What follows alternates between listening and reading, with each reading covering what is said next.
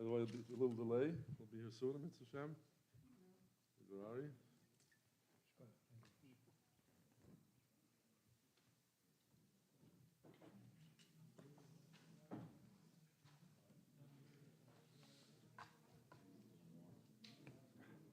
Chaim.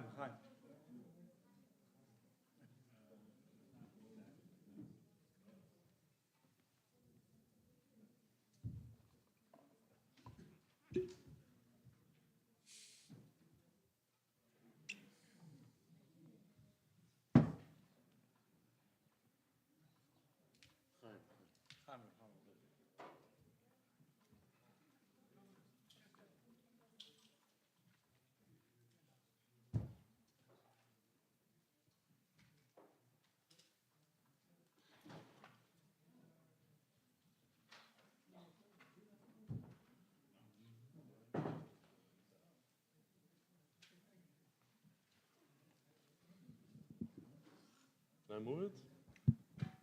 Let's start there.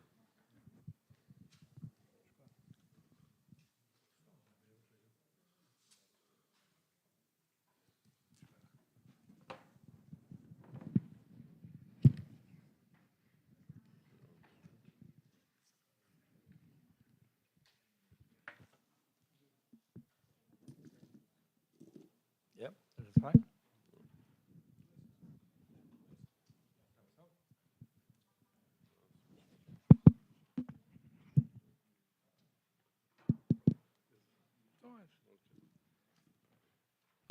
Chaim.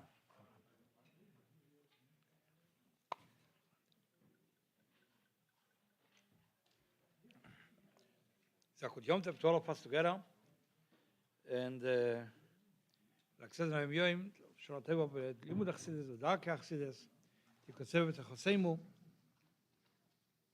We are really taking it very serious. Come to say that Yud Tes Kislev, it's really a Yom Tov, and this is Akseva Shana Teva for the ganze Jahr. Today we start again, starting from the beginning, and but everybody have to get it straight. I'm not a guest speaker tonight here. Somebody else is coming. I'm just, meanwhile, please hang out till he comes. But the only thing was Ken or Zogni is, we know as follows, the Alter Rebbe had a lot of wishes, a lot of, he wanted really to see a lot of inyonim taking place. One of the inyonim, the Alter Rebbe said, that Mashiach will come, will be kulo mashke. As there steht in Posek, kulo mashke. Well, Avraham Avinu, when he went with Lloyd, says Lloyd picked up Tzoya because chulo mashke. Everything is mashke. Mashke means to say a drink, but mashke b'chassid means to say zok l'chaim.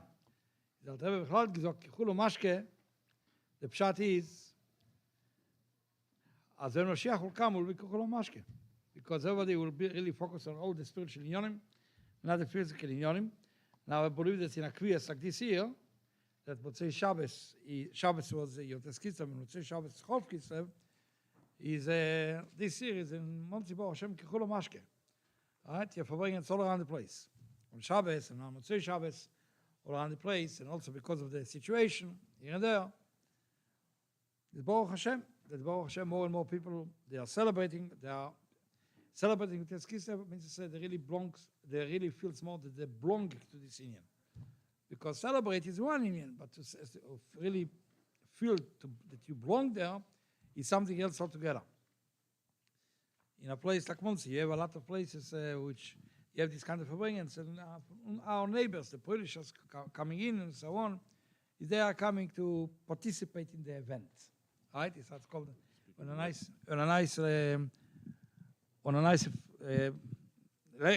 expressions. It's to say that. You come to participate in the events, the Rebbe's opinion is that that's also something. It's also better from nothing. But nevertheless, they do not feel really how that Yom Tov really becomes really their own Yom Tov. And to take it mamish very personal, and really to feel towards that. And Basbach Sidim, when as Mirob the Farbrengens, we know that that's us. That's us and for us and all this in Yonim. It's from one side we are speaking about the Alter Rebbe being in a terrible jail, in a terrible situation, and he was really in a situation that was a real life danger. he was blamed for inyonim, which the penalty for this will be finished, geendigt. This was really the situation. And later on, when the Alter Rebbe freed, when became the big miracle, and he was deliberated, and he was told that he can't go back home, his Alter Rebbe wrote letters about it to Rabbi Meshbusher, to Rabbi Yitzchok, to Barditchever, and he wrote to them clearly that this was a big wonder in the eyes of the going. Be'enei asorim, le'avdil. Right? Because it was very serious. Thank you very much. Because it was very serious. This was something which was connected with it was all, thank you very much, all research from the Senate. Wow. From the Senate, because they wanted really to find out if yeah or not, they put up special committees. And here and there, and quite few of them really were under the impression, under the opinion that really a severe penalty have to take place in here, or something of this nature. And later on, the Alter Rebbe was just freed, but then to come to say that, free to go. Go home. If you like, you can go home, you can go to another place, do whatever you want. And therefore, it was a very big miracle. The miracle was even on a normal scale, in a way when normal Amaratzim or some normal people looking on them, it was also a very, very great miracle. We understand it especially from the second time when the Alter Rebbe was taken into custody, but the second time, is from one side, he was released, but from another side, but this time, the Russian government really wanted to put a GPS a chip on him, kind of. They wanted the Alter Rebbe to dafke live in Petersburg, where he can be under control. Even though they were making him free, nevertheless, this was the idea which they came up with. As you can see, that they really took that quite serious, right? And later on, the Chassidim had to make a whole maaseh in order to be able to make sure that the Caesar, in that time, the Tsar, will change the mind and will say he can live wherever he wants. The Alter Rebbe did not want to be stuck in Petersburg because so many years ago, it was not Deur HaShvit, it was Deur HaRishon. And at this time, for Lubavitch and German or so on, to be in Petersburg or so on, this was not the best place for the Yiddishkeit or Siddischkeit of somebody. Because this time it had to be like Bnei Yaakov. It had to be out there somewhere in a forest around Lubavitch, Yozhne, all these kind of places which don't have so much Olam Hazeh. The Rebbe explained later on, came generations, so it was different. Time of Friedrich Rebbe, later on, the Friedrich Rebbe was dafke in major cities, but not before that. No, it's B'meilei, it was a big miracle by the time that the first time they let him to go. And Bikr, the Rebbe Motzie, that the way our Rebbe, and the Shomer de Atziles, looking, or even higher, looking on all this in Yonim. A normal fellow will come and say, since he had promised to the government, Baruch Hashem, we needed a miracle, the miracle happened. Now you have to be very careful not to do it again. Right? In a place like America, you'll find somebody who has gemacht for a stick with Geld, you have to be very careful, because somebody is watching. And here, the Alter Rebbe was blamed for doing Yonim. He was blamed that the Chassidus, which is spread all around, that's not exactly what he's supposed to do, have to come to minimize this Indian. And the second Indian, that he is collecting money for tzedakah and sent to the Chassidim in Eretz Yisrael. In the time in Eretz Yisrael, this time it was under the Turk, and Russia is Russia, and there are war, Bemel is a revolution. He's involved really in making a revolution. This is what the Alter Rebbe was really blamed. With the Rebbe Motzie, guess what? They were right. The Alter Rebbe made a revolution. He really made a big revolution, Yiddishkeit or the Inyonim, but not the revolution which they thought about it. Right? So it's different in Yonim altogether. Even Begashmias, at this time, anybody which had to join the jail system had to go before that he had to go to very special doctors just to find out about him, how much is he balanced, not balanced, what is the story, Retzach about the old type doctors. Not old schools which we know. Old, quite few generations ago. The doctors were so great, they didn't have to take an X-ray to know where you are up to, or to take all kind of temperature here and there. They gave a look on the patients, came to their doors, to their office, they gave a look on him, gave a look on his face, on his eyes, and they can tell you right away what is flying inside the system. If by him the heart is all right, the liver is all right, because they were very powerful doctors. It's one of the doctors really, he checked the Alter Rebbe, he came to a conclusion for something which was not for the favor of the Alter Rebbe, because the Alter Rebbe basically he was a gesunter Mensch. He was a healthy person, bechlolus, and so on. And if so, he said that he's able to sense, the doctor says, he's able to sense that the Alter Rebbe, that desire to something unbelievable, which is really above and beyond his abilities. Must be that he would like to be the Tsar, he would like to be the king. What else a fellow can ever desire, and it's above the inyonim. And the doctor was right, because this was really the great love which the Baal Shem Tov, which the Alter Rebbe to Hashem. He had really a gewaltige Avas Hashem, a gewaltige desire, like we saw in Ayom Yom, 2 days ago, the Indian Funim Cholach Ofatzti, Meli had a tremendous desire. Meli was right. Therefore also when the Russian government says the same, they were right when they said that maybe he would like to rebel. No, but Baruch Hashem, a miracle happened. He saved his head and he's free. Like the Rebbe said, the normal fellow, what he'll do now? First, he will stop collecting money. If the money was for the Alter Rebbe himself, it was for the Anash in Eretz Yisrael. Somebody else can go and collect money.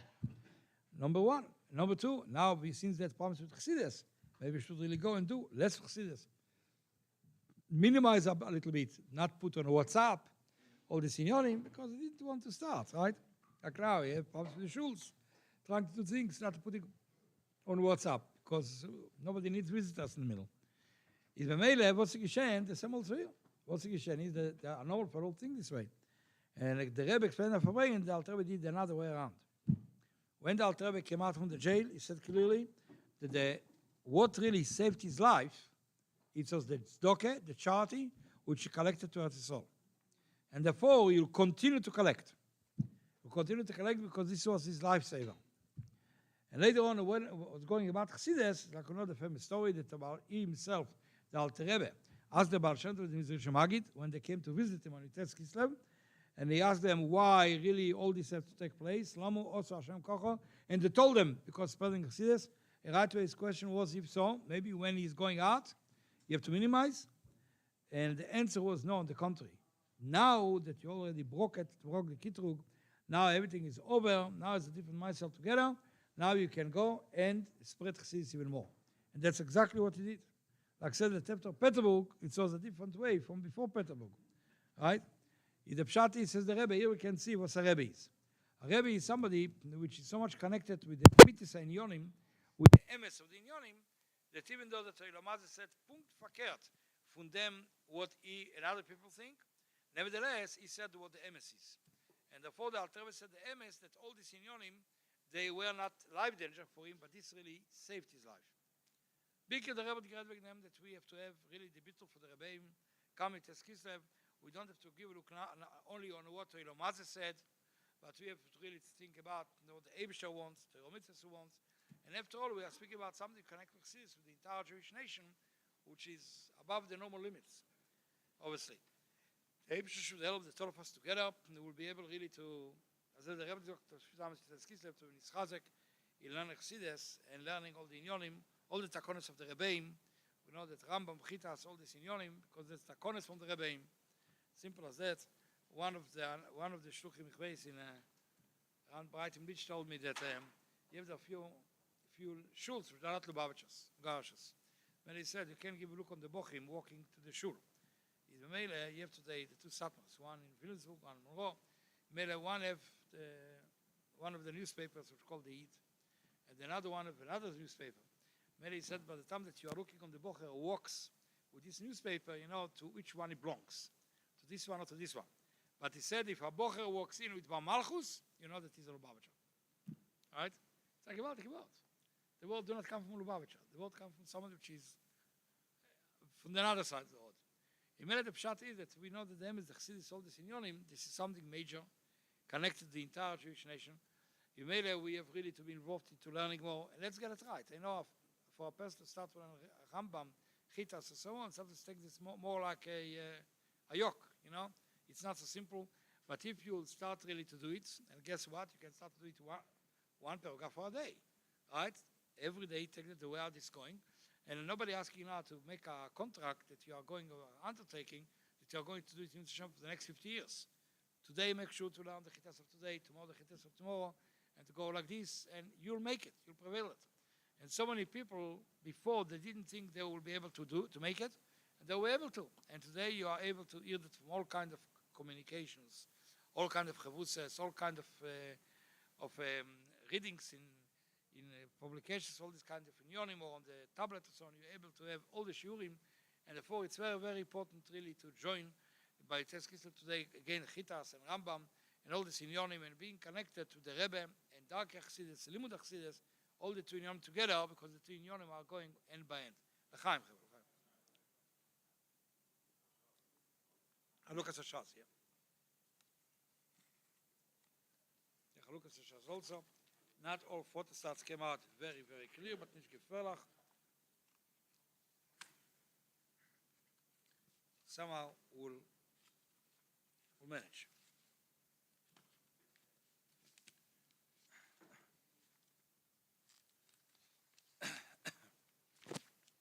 Nicht gewoon zeggen geweldig wat. But meanwhile is echt goed, ja?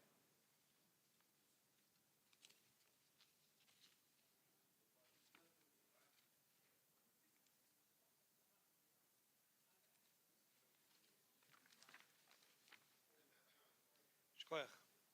Shali using a kohen, but Rem saying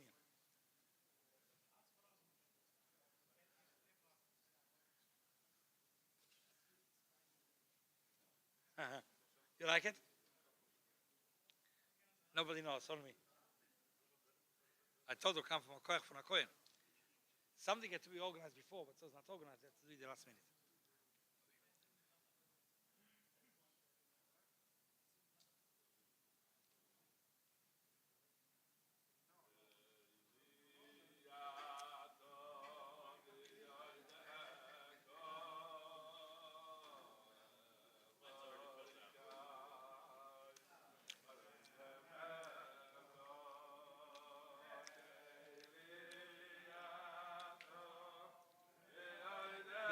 They are going to put it on they're going to put a list from all of them. Before this will remain with me. Nobody else has to take it.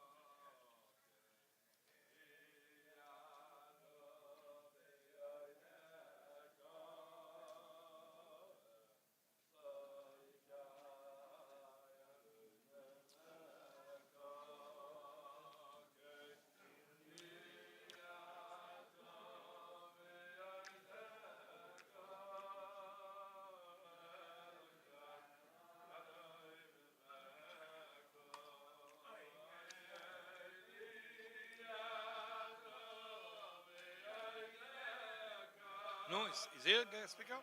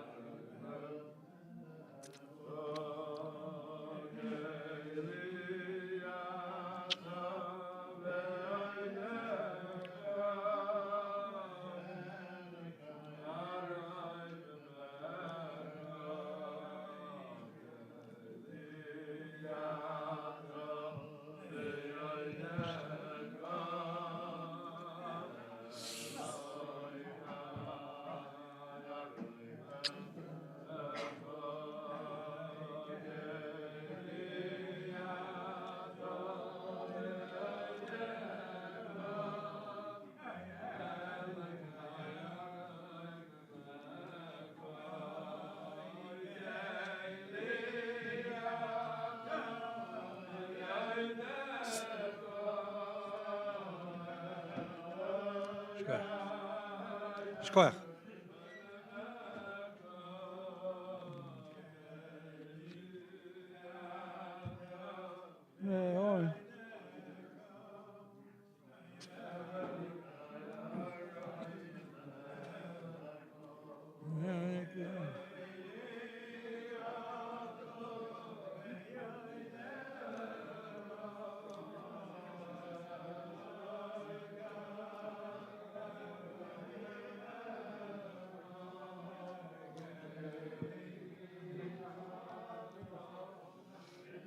Deko Eloikaya Memeko Keili Vehoideko Kayim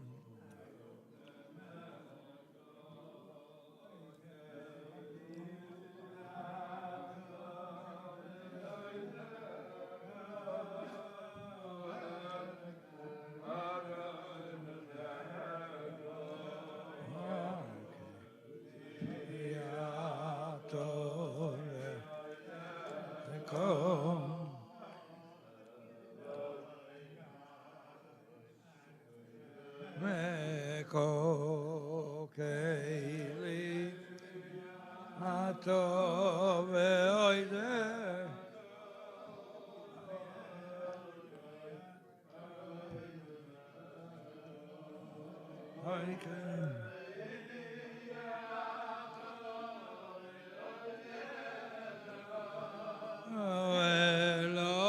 Eloikai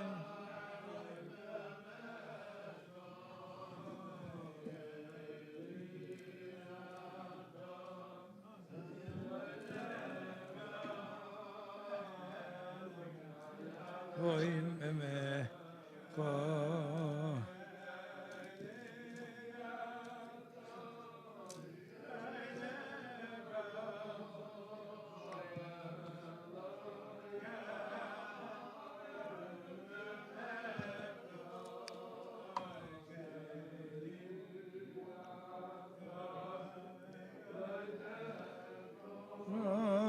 Eloikai Oim Emeko Chaim. He's here? He still will come in order not to lose time a little bit. I'll tell a story I mentioned a few times. Today the story is even printed from a Maise which really happened in Tel Aviv so many years ago on Yud Tes Kislev. Right? And Yud Tes Kislev, where there were Ziknei Anash there, it was a small shul. And one of them was really the grandfather or son, today from the guest speaker, Rabbi Gourarie. And the Yud Tes Kislev itself, it was a Farbrengen. And it was such a night, was pouring outside like anything. Pouring about it. And it was already 11:30 at night, 12 o'clock at night. And people were still Farbrengen, but nobody had any plans that anybody will come. Who is going to come late? Who is going to come late? And what's the issue is that they were sitting Farbrengen. And all of a sudden the door opens up, and a stranger comes in, and drips from him like anything. Von alle Seiten. Von der Head, von der von der drips from him. And Anash in Tel Aviv was sitting Farbrengen, and he comes, and Bashgocha Potis, they were in the middle of the singing the Dalet Boves. And to their big surprise, this one, a stranger one, that nobody knew who is, right? He sits, it shows that he would like to sit with all of them. So it's not a problem finding a seat, because the shul was a very small, tiny one. This is where I grew there in this little shul, not far from this. And the shul had a few benches and a table, but still it was quite empty. Who at this time in Tel Aviv thought about becoming Lubavitcher? Anyway, but he really showed them he would like also to sit together with them. Okay, they gave him a seat, and to their big surprise, he really sings with a chayes, with a lebedikait, he started crying. Okay, the song was over, so people start to ask him politely, what is his name? Shalom Aleichem, who are you, or so on. Anyway, in the beginning, he told them that his name is Zalman. His name is Zalman. That's his name. Right? But later on, they start to speak again, because at this time, Anash, everybody knew everybody. Where it was not but the KGB, they knew also. But will remain alive. Then somebody really came up to come to say, that must be Rubachev. That must be Zalman Rubachev, right? This was later on Shazar. Shazar was Zalman Rubachev. This was his previous name. And the way that he describes later on, he wrote a sefer, Koch Beboiker, unbelievable that you see the koyach of the Dalet Boves, what's meant a Chassidish Nigen. Because when he was young, he was a Chassidish Bocher, and he was frum, and he was learning, and everything was right. And later on, people start to fly out around him. People start to fly out. And he decided also it's a good idea to fly out to become a Zionist.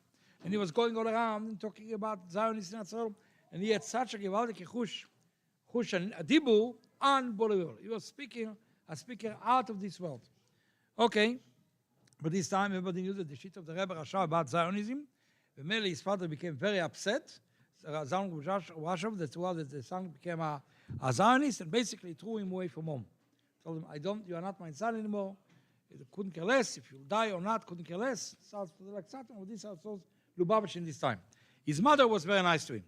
His mother said, okay, you were chucked away from home. If sometimes you're hungry, come here and I'll give you food. And guess what? He have a Zaidi, the father's father. And Zaidi was very close to him also. Today they are saying the joke in America. Why a lot of times the Zaidis are so good with the Eniklach? Because they have a common enemy. That's the children.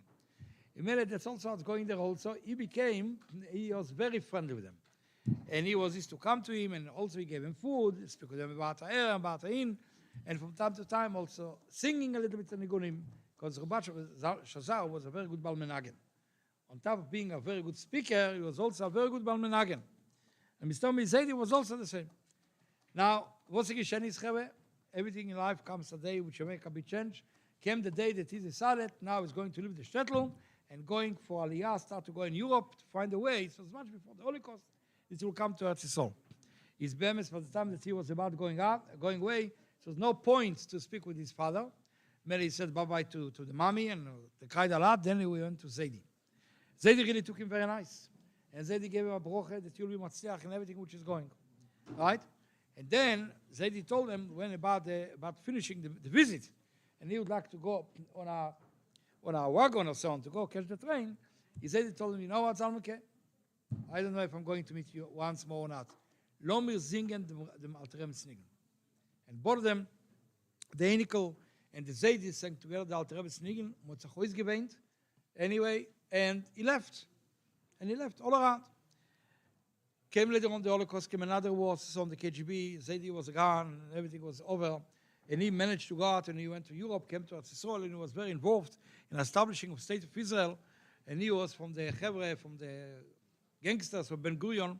He was a quiet person, a nice man, but this was his friends, and so on. But this time, the people live very much in the media, like today. You have good media, this media. Mele the Eretz Yisrael, Ben Gurion had their own newspaper called Davar. There's such a newspaper, full of Kfir al Hashem al Mishichay. Unbelievable. A daily newspaper. I don't think so it exists today. And they have to have somebody very responsible for the newspaper to make sure that only their garbage going to be printed there, not something else. And he was very good in that, Shazar. Mele, he was appointed by this time the unofficial editor from the Ganze newspaper publication. And so every night, he used to come to the printing place around 11 p.m. and make sure what is printed is good, and so on. Go ahead to the print, it will be ready for tomorrow morning, the newspaper. And this particular night, when he came to Farbrengen, it was Yud Tes Kislev. And by the time that he came to the newspaper, he gave a look, he said, wow, Yud Tes Kislev today. You must go in Farbrengen. And he knew that in Tel Aviv, you have only one single place, which maybe appear people there, Pochos B'Minyan, Farbrengen, and this is when he came to Nachas Ben Yom to the shul. And it was such a kochapotis for him to walk in the time when they sang the Alterem Snigen, it brought him to his memory what he went through with his Zaidi just before he left. Right? Now, the end of the story, you know yourself. What happened there? Farbrengen was a very moving one. Nobody spoke about him. Nobody looked on him. Weiter verbracht as a Bachsidim. But this was for him the beginning of the becoming Beka Bal Shuve. And later on, Rabbi Althaus found about him. He was also living in Tel Aviv. And he became very friendly with them. So many Chassidim were attacking Rabbi. You know, how come that you are doing this? Because after all, give a look what the guy doing here and there. He asked the Rebbe told him, you go ahead, and you are going to be Matzliach. And be Mekarvim, and he was able to be Mekarvim and make him a proper Bal Shuve. But this is how the story goes there with the Alterem Snigen. As I came in Shvissen, Avu Achsidische boy can go, because speaking here about a fellow which left who knows what, and nevertheless he became in power, and Shach Zogen, and the Nigun from the Alter Rebbe that he sang together with his Zaidi went with them throughout all the Inyanim. Okay, this is what happened at this time in Tel Aviv. Anyway, the Rebbe shall weiter helfen, that all of us will have Atzloche, im Yirtz Hashem, in our shliches and all the inyonim, and we'll be able to welcome Mashiach Tzidkenu, B'noreinu, B'zkonenu, with everybody, Banenu, B'bnosenu, and Chaz v'Shalom, nobody will left behind, right? And everybody will come together. It's a befresh song. Nobody's going to left behind. Maybe that's the way to go. L'chaim Chere, Zayin, Batzor Rabba, L'chaim. Please take them. Don't pay to end the scribble, because all of them are fine. Take the one from the bottom, because they are less. Yom Tov, with your... Sorry, but some moment, I watched the first time. They made a stream in Cheder, the practice this one this week. Your son? Yeah. So last year I said something small, so Tommy, so this year something bigger now. You know, it's what they could do.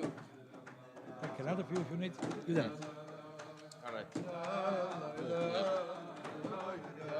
So, Rabba.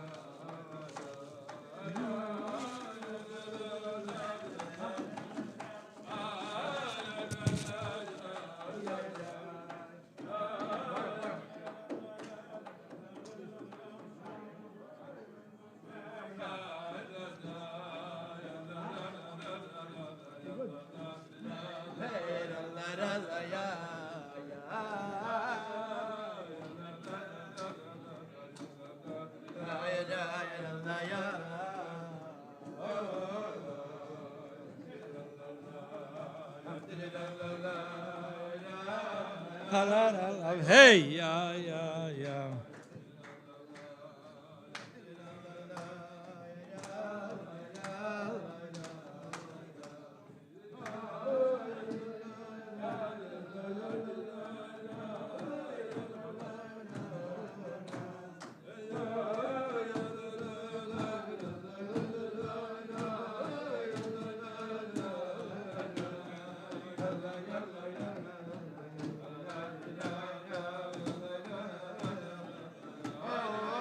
Shkoyach.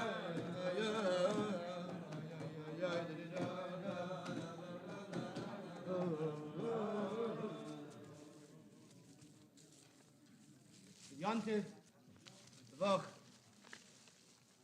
Shkoyach for this schus. So, Stamme the Olam is already the whole Shabbos, tif in the Farbrengen. And a little hard to just join an ongoing Farbrengen. But deswegen, tonight by Shalashudas, because we have all different types of Yidden that come to daven by us, we even have Shalashudas. And one of them is not Migeza Anash. So he said, what can we talk about? Yud Tes Kislev, Yud Tes Kislev they call it. So I said to him, right now is the time that the Alter Rebbe is in the house of the Misnagid. We're in the middle of going from Shlav Aleph into Shlav Beis of the Geula. So we gotta, let's go. I'll go upon him. So I'm thinking to myself, what is Yud Tes Kislev? So today already they use this on placards and on signs. The statement that the Alter Rebbe said that whoever is sameach b'simchasi, whoever will rejoice with my joy, the simcha of the Geula of the Alter Rebbe, and there are three nuschos, there are three versions of what the Alter Rebbe said. One is I'll take him out min ha-meitzer el ha-merchav, from the narrow constraints to the wide expanse. One nusach was min ha-geshem el ha-ruach, from the physical to the spiritual, and the third nusach is min ha-gehenim, from Gehenim. So the Rebbe Rashab asked, how is one supposed to be Sameach b'simchasi? How is one of us, simple people, supposed to rejoice in the simcha of the Alter Rebbe? What do we understand about the Alter Rebbe, about being in jail, coming out of jail? It's seemingly, it's beyond us. And the Rebbe Rashab explained that Sameach b'simchasi means onhalten sich in die Klamke, to hold on to the door handle of the Rebbe. And the Alter Rebbe was saying that whoever will hold on to my door handle, and one of these three things, and then the Rebbe Rashab says that even though there are three nuschais, but the truth is that all of them are true on different levels. Min ha-meitzer ala merchav means from Bria to Atzilus. In Bria, there's already the beginning of Ra, but in Atzilus is le'yagurcha Ra, there's no Ra at all. So it's merchav, it's totally open for a lukus. And then Min ha-geshem ela ruach is from Yetzirah to Bria. And then there's Min ha-gehenim. Min ha-gehenim is Me'elam Asiyah. That he's going to schlep us out from Elam Asiyah. It's a world of chaos, of toyu. Meaning, not toyu as in Elam HaToyu, but toyu as in a tumultike Welt. And therefore we have to, the Alter Rebbe will schlep us out, Min ha-gehenim. So the Rebbe repeats this in a Farbrengen of Yud Tes Kislev, Tafshin Yud Beis. And it's interesting that he doesn't even mention the part of Sameach b'simchasi. He says, Yodua, what the Alter Rebbe said, that der wird sich anhalten in the Klamke, and he brings the three nuschais. And then the Rebbe asks a question. He says, when it comes min ha-meitzer, it says ela merchav. When it comes min ha-geshem, es ala ruach, there's an address, there's a destination. I'll take you out from min ha-meitzer, ela merchav, or min ha-geshem, ela ruach. When it comes to Gehenim, it doesn't say where it's going to lift us up. Those who are Sameach b'simchasi. The Hainu, those who's halten sich on in the Klamke. I have to understand what that means. But I'll pick you up, I'll schlep you out of Gehenim. You know, there's a Yid in Eretz Yisrael, they call him the Tolner Rebbe. It's a very dear friend, chassid of the Rebbe. He speaks very beautifully about the Rebbe. So once at a Farbrengen, he gave the following description. He says it's known that the Reb Nachman of Breslev said that he'll schlep out his chassidim by their payas. So he says comes a Breslever chassid, and he ends up in Gehenim. They come to the Maila and they ask him. He says, he ends up in Gehenim. And as the fire starts warming up, he screams, Rebbe, Rebbe, Ratovit.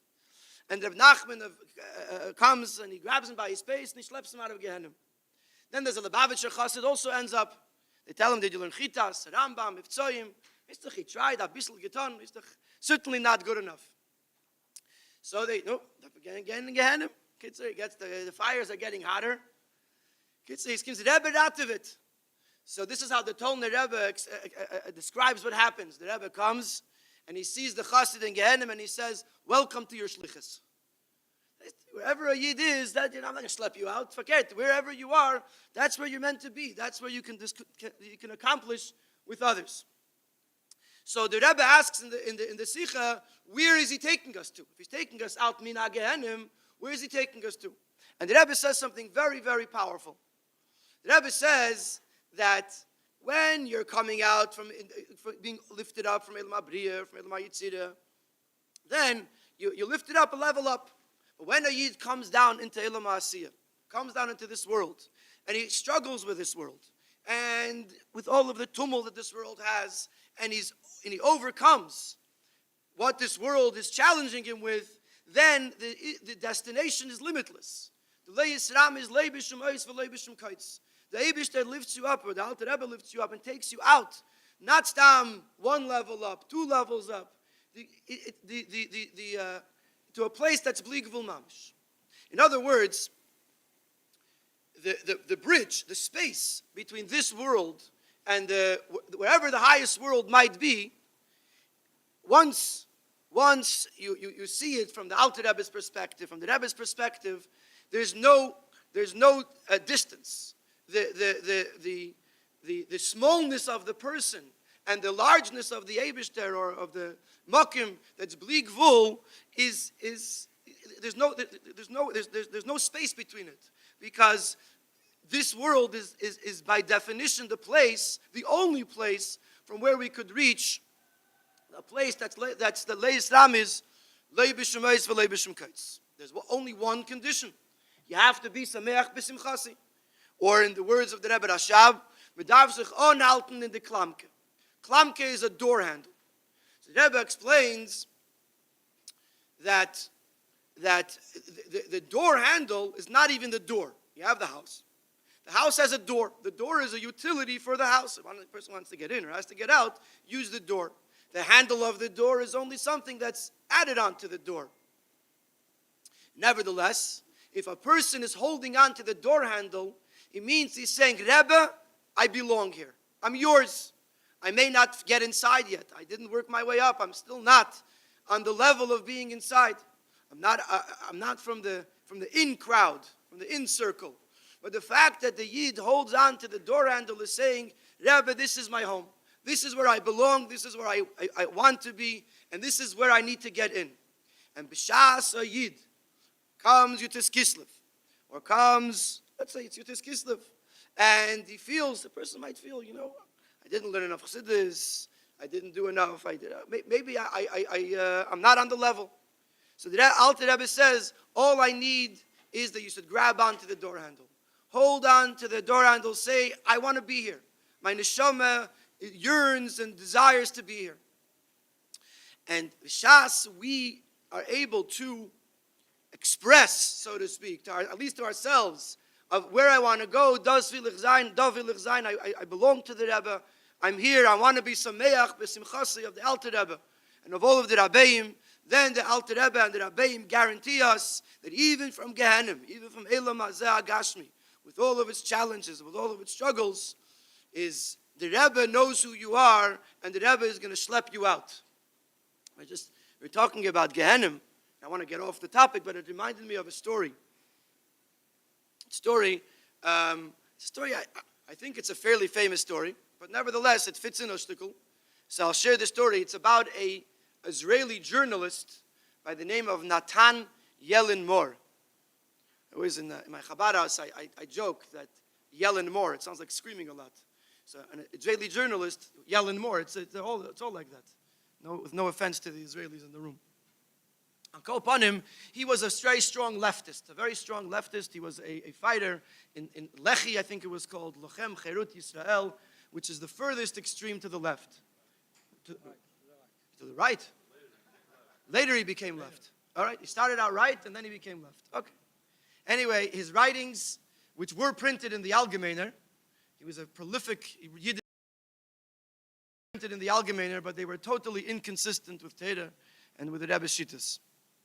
In Tavshin Lamed Zayin, he was in New York, in Tichedesh Tishrei, and Motzie Rosh Hashanah to Keshel Bracha, Gershon Ber Jacobson brought him to the Rebbe for Keshel Bracha. And the Rebbe saw him, and the Rebbe, he said to Gershon Ber, I don't belong in 770. I'm the exact opposite of what 770 stands for. And he said, no, you don't know the Rebbe. And Kitzah Azehavi came from there, picked up both hands, and welcomed him very, very warmly. And the Rebbe told him to keep on writing, and that he reads his article. At least in one place I saw that the Rebbe said, I read your article before the Eirich, before the editors, which was Gershon Ber, who was standing right there. Anyway, so the Rebbe, he said, you read what I write, you certainly don't agree with anything I say. So the Rebbe said, if I read only things I agree with, I would have nothing to read. This is how the story is told. I take people say things. I'm repeating it how the story is told. Anyway, he was walking away. The Rebbe told him to keep on writing, and he's walking away. The Rebbe called him back and asked him, "Was is Mateiru mitzvahs?" I don't know exactly the lashon, but this guy was upon him, in our perspective, very far from Teiru mitzvahs. So he tells the Rebbe, it's like the story of Rabbi Yitzchak Barditchev. So the Rebbe says back to him, "Das kemen sagen auf jenem, nicht auf sich." He was referring to the story that the Rabbi Yitzchak Barditchev saw a Yid, Rahman al-Islam, smoking on Shabbos. So first he said, maybe you don't know it's Shabbos. He said, I know it's Shabbos. Maybe you didn't realize you're smoking. I know I'm smoking. Maybe you didn't realize that smoking is osir on Shabbos. He says, yeah, I know. So the Rabbi Yitzchak said to the Eibishter, even a Yid who smokes on Shabbos, but he's telling the truth. So so basically he was saying to the Rebbe, I'm telling the truth. I'm not into it. So the Rebbe said to him that you could say on someone else is a wonderful thing, but to use that on yourself, that I'm not going to grow, doesn't work like that. but that was the end of the conversation.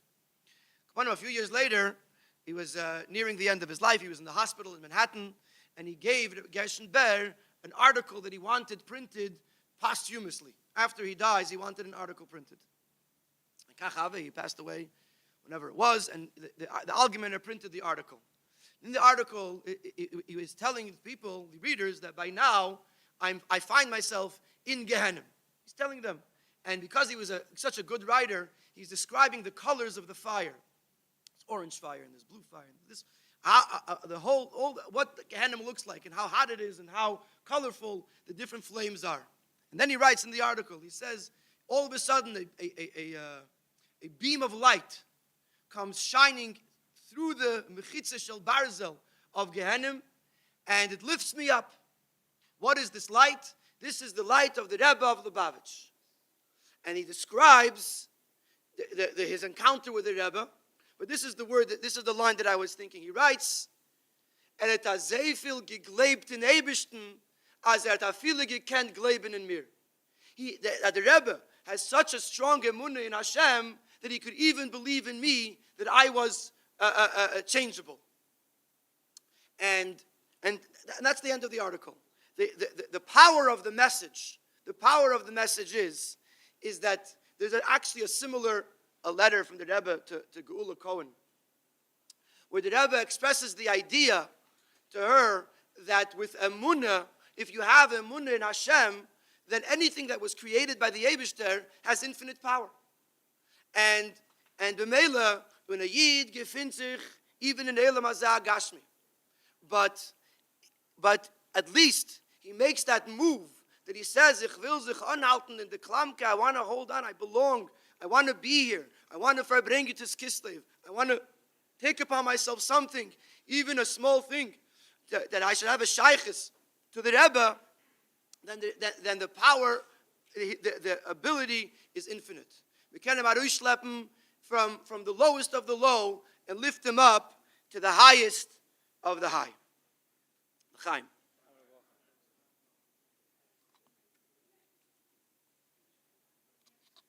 Eibazeh, those who are already saying l'chaim should be mamshich to say l'chaim. Those who are not should start.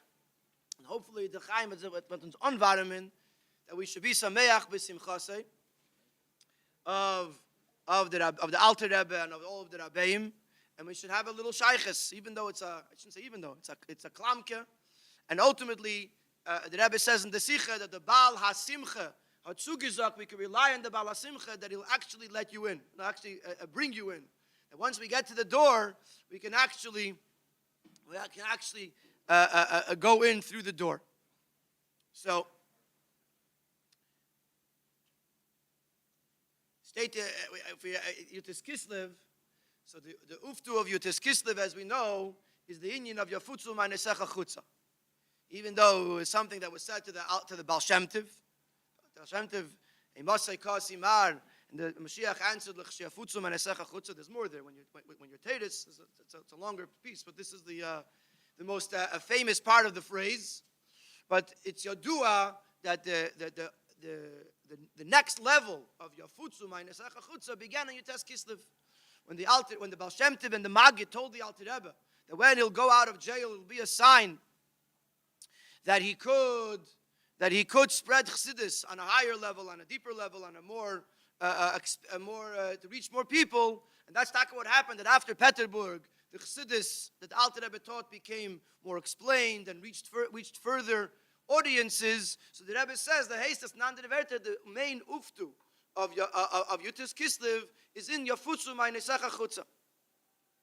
So in various different siches, one of them is Yud Tes Kislev Tavshin Chafei, which part of it is a likut in Chelik Tezvav, and part of it is a likut in Chelik Yud in Likutei Sichos. The Rebbe says that there's really three levels in Yafutzu Ma'nesecha Chutza, three categories in the Aveda of Yafutzu Ma'nesecha Chutza. First of all, there's the basic one, going out into the world and bringing Chassidus to the world. That would be the classic version of it.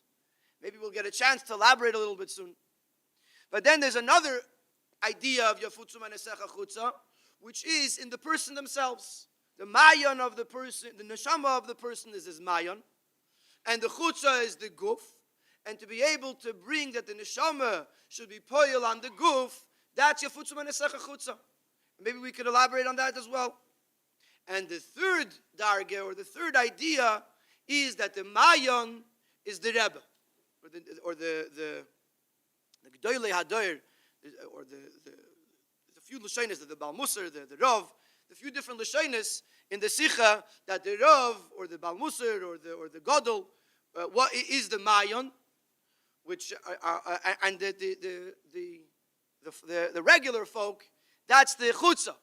And the inyan of Yafutzu Manesecha Chutza is that the Rebbe says over there in the Sikha that in the before Chassidus, that even though the Rav had a virkung, had an influence, had an impact on the Kehillah, but it was by staying in his own place. He was home or in yeshiva, learning, and the uftu of Chassidus of Yafutzu Manesecha Chutza is that the mayon goes out from his daladamis and goes out to the chutza, to the person, to the people. And a yes that yafutzu means all the way chutza till you can't go further, means that he's even involved in the taking care of the gashmias of the people. So you have three ideas in yafutzu manesecha chutza: one, into the velt; two, into the guf; and three, from the way. Maybe it is a stretch. I don't think so. But it is that ultimately it boils down to the fact that the inyan of Yafutzu Manesecha Chutza is the idea of Onhalten sich in the Klamke, that the Rebbe of the Dor, that our Rebbe is Yafutzu, that he comes out to even to take care of us. And not just to take care of us in our ruchnistic things, but to take care of us in our gashmistic things. When it comes to Yud Tes Kislev, there is an uptick in all of these areas. That there's in Teres Achsidus, that they come to the world, and Sai the Neshama to the Guf, and Sai the Rebbe to Chsidim, or the Rebbe to Klal Yisrael. There's Yafutsu in all of these areas. So l'chaim, may we be zeichet to be part of it. That we should learn Chassidus and spread Chassidus.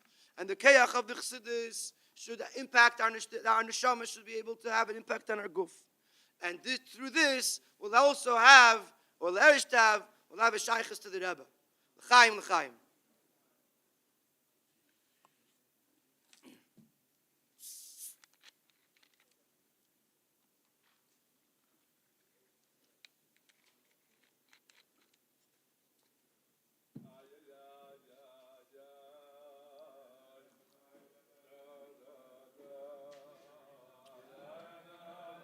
Where's my brother? Where's my brother? He's here. Where? Huh? No. Mental is in the room. I just don't know where in the room. I saw him when I came in. I saw him.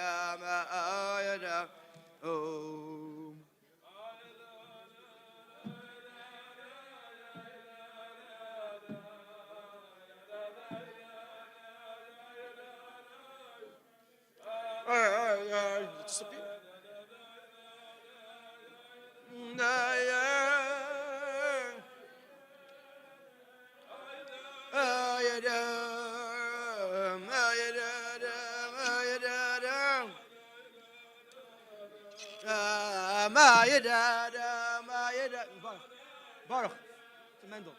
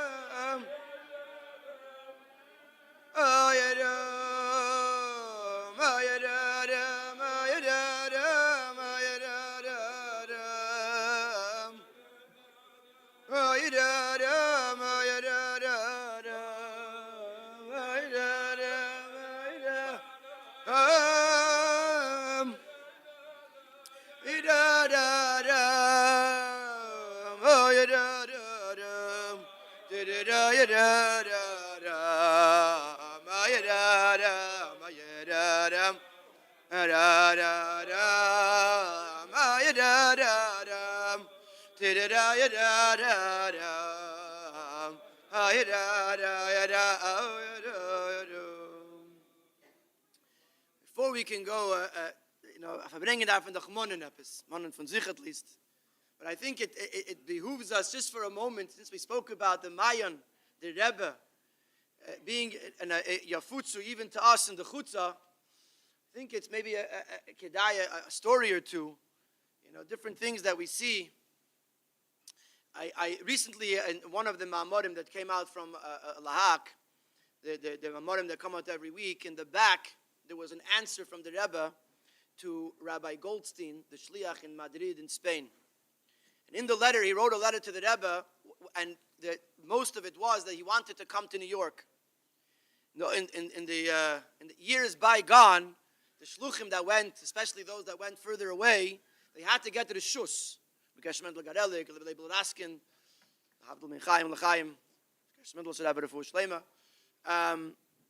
They had to get to the shus. They had to get to the shus from the Rebbe to come even for Tishrei, whatever it is. So Rabbi Goldstein wrote a letter to the Rebbe asking for the shus to come to New York. He also wrote that he didn't have any money. And at the end he wrote, "Wir willen fahren zum Rebben Anna." Like, please, I beg you. "Wir willen fahren zum Rebben." So the Rebbe wrote, "B'ksav Kodshe," and the Rebbe wrote that the Baal Shem Tov paskind, "Kishe Yehudi reise liyis b'Madrid, hareyu nimtza b'Madrid." That was the Rebbe's answer. Now, just to elaborate on that for a second, the psak of the Baal Shem Tov is that b'mokim shemachshavte shalodem shamu nimtza. So you would think that the Rebbe would tell him that if he wants to be by the Rebbe, then he is by the Rebbe. So you put your machshava to it, and imagine and want and the ratzon and the chayfetz and the tshuka as ich bin beim Rebbe, and then but that's not what the Rebbe said. The Rebbe said, according to this psak of the Baal Shem Tov, if the Rebbe wants to be in Madrid, then he is in Madrid. He doesn't have to come all the way here because the Rebbe is with him in Madrid, which the same thing is, I don't know how far we could push, but the same thing is shaykh to every yid and every chassid. That b'shas we want to be by the Rebbe and the Rebbe wants to be with us. I just heard a story the other night from Rabbi Mangel. There was a Farbrengen for the Shluchim in New Jersey, and he told over the following story. He said this is from the older Shluchim. He says a very Shliach, a very Matzliach. He didn't say the name, but he said he heard the story from the Shlucha herself. She said he said she was in my house and she told me the story. And they got married, and they decided that when they got married that they're going to go on shlichus. And then a year later, he learned for a year in Koilel, and then he said to his wife, let's start finding a place. And she started crying. She said, I'm not ready to go on shlichus. I'm too close to my mother. I'm afraid to go alone. My mother's, has always been for me, whatever. Kids, he didn't know what to do. And he wrote to the Rebbe. They went into Yechidus, and the Rebbe turned to the woman, and she started crying. She said, I didn't mean to mislead him. I didn't mean, I honestly, seriously wanted to go on shlichus. But I can't, I'm too scared. So the Rebbe said to her, if I was to tell you that I'm coming with you, would that help? And she said, yeah. So the Rebbe said, in that case, I'm coming with you. I'm coming with you. So he was saying it, as shlichus, but I think the story is much further than that. Any yid that is being asik in the Rebbe's and Yanim, raising his children and his family in the Rebbe's way, and he feels amol that he's far and he's afraid. So the Rebbe says that as the Mayon, he goes into the chutzah, and the Rebbe cares, and the Rebbe looks out for each and every one of us. It's betzim, especially in Ashreinu Matev Chalkeinu, that we sometimes take for granted. There's actually, I saw the letter. It's a story, 2 11-year-old boys, one of my favorite stories. So you may have heard it from me before. But 2 11-year-old boys living in Yerushalayim. And they wanted to do something, the Babachar boys, they decided to start in their school a gemach for pencils. That if a kid comes to school and doesn't have a pencil, they can go to this gemach, to these 2 kids, and they'll have pencils, sharpened, ready pencils. One of the boys, his name is David. The other boy, his Zayda, was David. So they decided to call their gemach Keren David. And they collected a few pencils, the gemach. Kids said, one of the boys comes on. The boys, one of them is a farkash, and the other one is a Munshine, Dudi Munshine, who lives today in Moscow. So Dudi Munshine comes home from school one day, and his father tells him, did you write to the Rebbe? What? He says, what do you mean? We started a program in the school. You always write to the Rebbe. So I also wrote to the Rebbe. I notified the Rebbe that we're starting a gemach for pencils. So his father pulls out an airmail that came from New York. It's addressed Lehanholas Keren David. So 2 11-year-old boys. Lehanholas to the administration or to the leadership of Keren David, the David Fund. And there's a letter inside that the Rebbe was happy. I don't remember the lashon of the letter, but the Rebbe was happy that they started something like this. And it was before Chanukah, so it should be like the Hira of Yimei Chanukah of Meisiv V'Heilech. Then in the Ksav Yad Kodesh of the Rebbe, it says, Mitzurif Bazeh Hishtatfusi, attached is my participation, and there was a note, a bill for 50 shekels. 50 in the airmail. So the father, Harav Yeshua Munshine, Alav Shalom, was like, who does this? It's not a kinderspiel. But to the Rebbe, it was the exact opposite. Here was 2 kids that were doing a Pu'ula Teva and doing something so beautiful. And the Rebbe addressed them like they were running a huge meisid. Hanhola sent them a ishtatfus with a letter. And the lesson or the takeaway is obvious. That every single one of us has a Keren David or a Keren Yankel or a Keren whatever. We're doing good things. And we have to be Mediya the Rebbe. Tell the Rebbe what we're doing. And the Rebbe is sending us brachas. And the Rebbe is sending us a ishtatfus. And when it comes to a day like Yud Tes Kislev, before we can even get into working on ourselves and our own chutzah, to influence ourselves, to become that our mayon within us, our neshama, should have an impact on our guf, and on our daily life, we have to pashat say, Spasiba Rebbe. This is a different shliach was Farbrengen. He said every morning he wakes up and he says, Rabbi Biston from Florida on the Zoom. He said every morning I wake up and I say, Spasiba Rebbe. Thank you, Rebbe, for making me a chassid. Thank you for making me a shliach. We have to realize the oitzer that we have. One more. I mentioned the Zoom. It reminds me. I've told this in the last 2 weeks. I told it over like 7 times. But a shliach from Ukraine told over this. He said that he met a couple, a non-Jewish couple, and they said that they asked him, "Did you ever hear of the Mezhibuzi?" He says, "What do you mean?" He says, "In Ukraine, there's a city called Mezhibush, and in there's a place that you could go and you could daven, and your tefillos will be answered. And we had a problem. This is a non-Jewish couple. We had a problem, whatever it was, and we went to Mezhebush, and we davened, and our tefillos were answered. Yeah, of course, I know. And then this non-Jewish couple turns to the shliach and says, by the way, we heard that in New York there's also a Mezhebushi. It's not, you don't have to go all the way to Ukraine. Even in New York there's a Mezhebushi. Says, it's ranging all the way into Elam Hazeh. Elam Hazeh should say it to us and wake us up. But the Rebbe says, as we have my Rebbe, a Rebbe that's answering our tefillos and bringing our tefillos to the Eibishter, looking out for us and looking out for our children. All we have to do is we have to be sameach b'simchasei. We have to unhalten sich in the klamke. We have to at least walk towards the door. Say, wherever I am now, I have to get closer to the door and closer and closer. When the Rebbe wird helfen, so our kids will have a shaykhs to the Rebbe. And we'll be able to live and raise our children like Chassidim, so that way, in this Chag HaGeula Gufa, as we go to greet the Rebbe with Mashiach Tzidkenu, it's going to be in an eifin that we appreciate and we say, Spasiba Rebbe. L'chaim, l'chaim.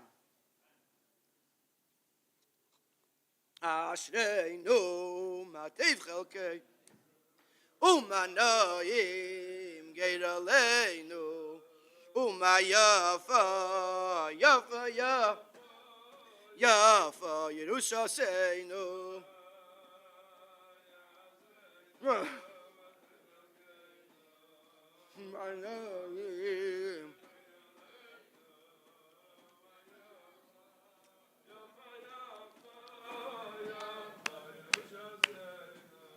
Aha!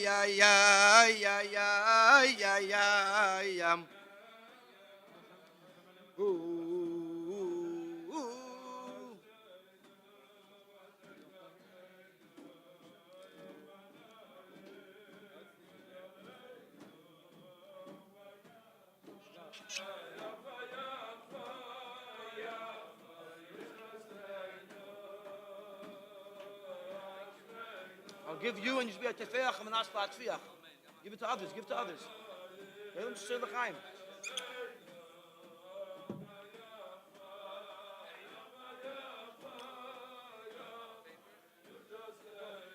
It's not fair to push because you bring the whole Shabbos. It was l'chaim.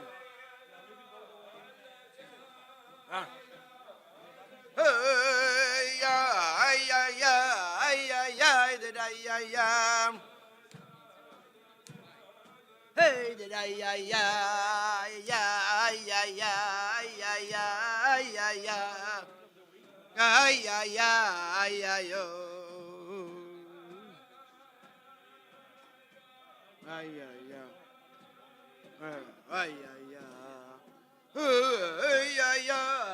L'chaim.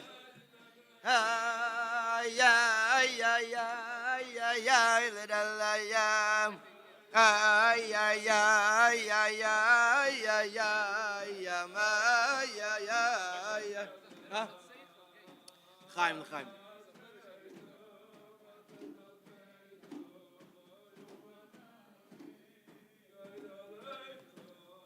Uma yafa, yafa, yafa.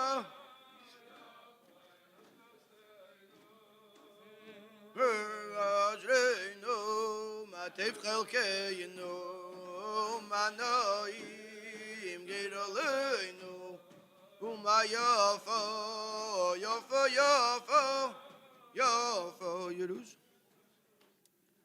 And they set up the Farbrengen and they made a big chalal l'mokum pani. So someone who's really just across the table is on the other side of the room. So let's pretend like we're closer together. let's say L'chaim together, unwünschen in dem Zweiten, that it should be a Shana Teva, Belimud Chassidus, Bedarki Chassidus, both in the learning of Chassidus and in the ways of Chassidus. It should be a good year for us and for our families. Tikosei v'seichosei, Messiah, it should be inscribed, Messiah, it should be sealed, in alle gute Sachen. So, we're talking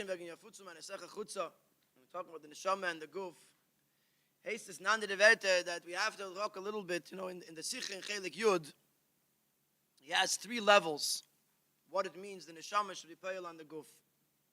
But that's some gerat, if we stop for a moment, is a word, I don't remember from which of the Rabbeim it was said, but he said that when the Alter Rebbe wrote, "V'nefesh Hashenis b'Yisrael, yichelik elekami mal mamish," nicht nur hat das erzählt, nor das megala given. He wasn't just relating the fact that the nefesh Hashenis by a yid is a nefesh as a chelik elekami mal mamish, but he was actually making it possible. He was revealing the idea that taka that a yid's neshama is a chelik elekami mal mamish. Ubemela the neshama of a yid, the mela the yid, his keach is ain't safe. Yes, that he has within him a chelik lekami mal. So in the Sikh in Chelik Yud, he talks 3 dargis, 3 different levels. The highest level, the first level is kol masecha yu l'shem shamayim. We engage in gashmius, but it's for a holy purpose. Second level is b'chol derechecha deyu.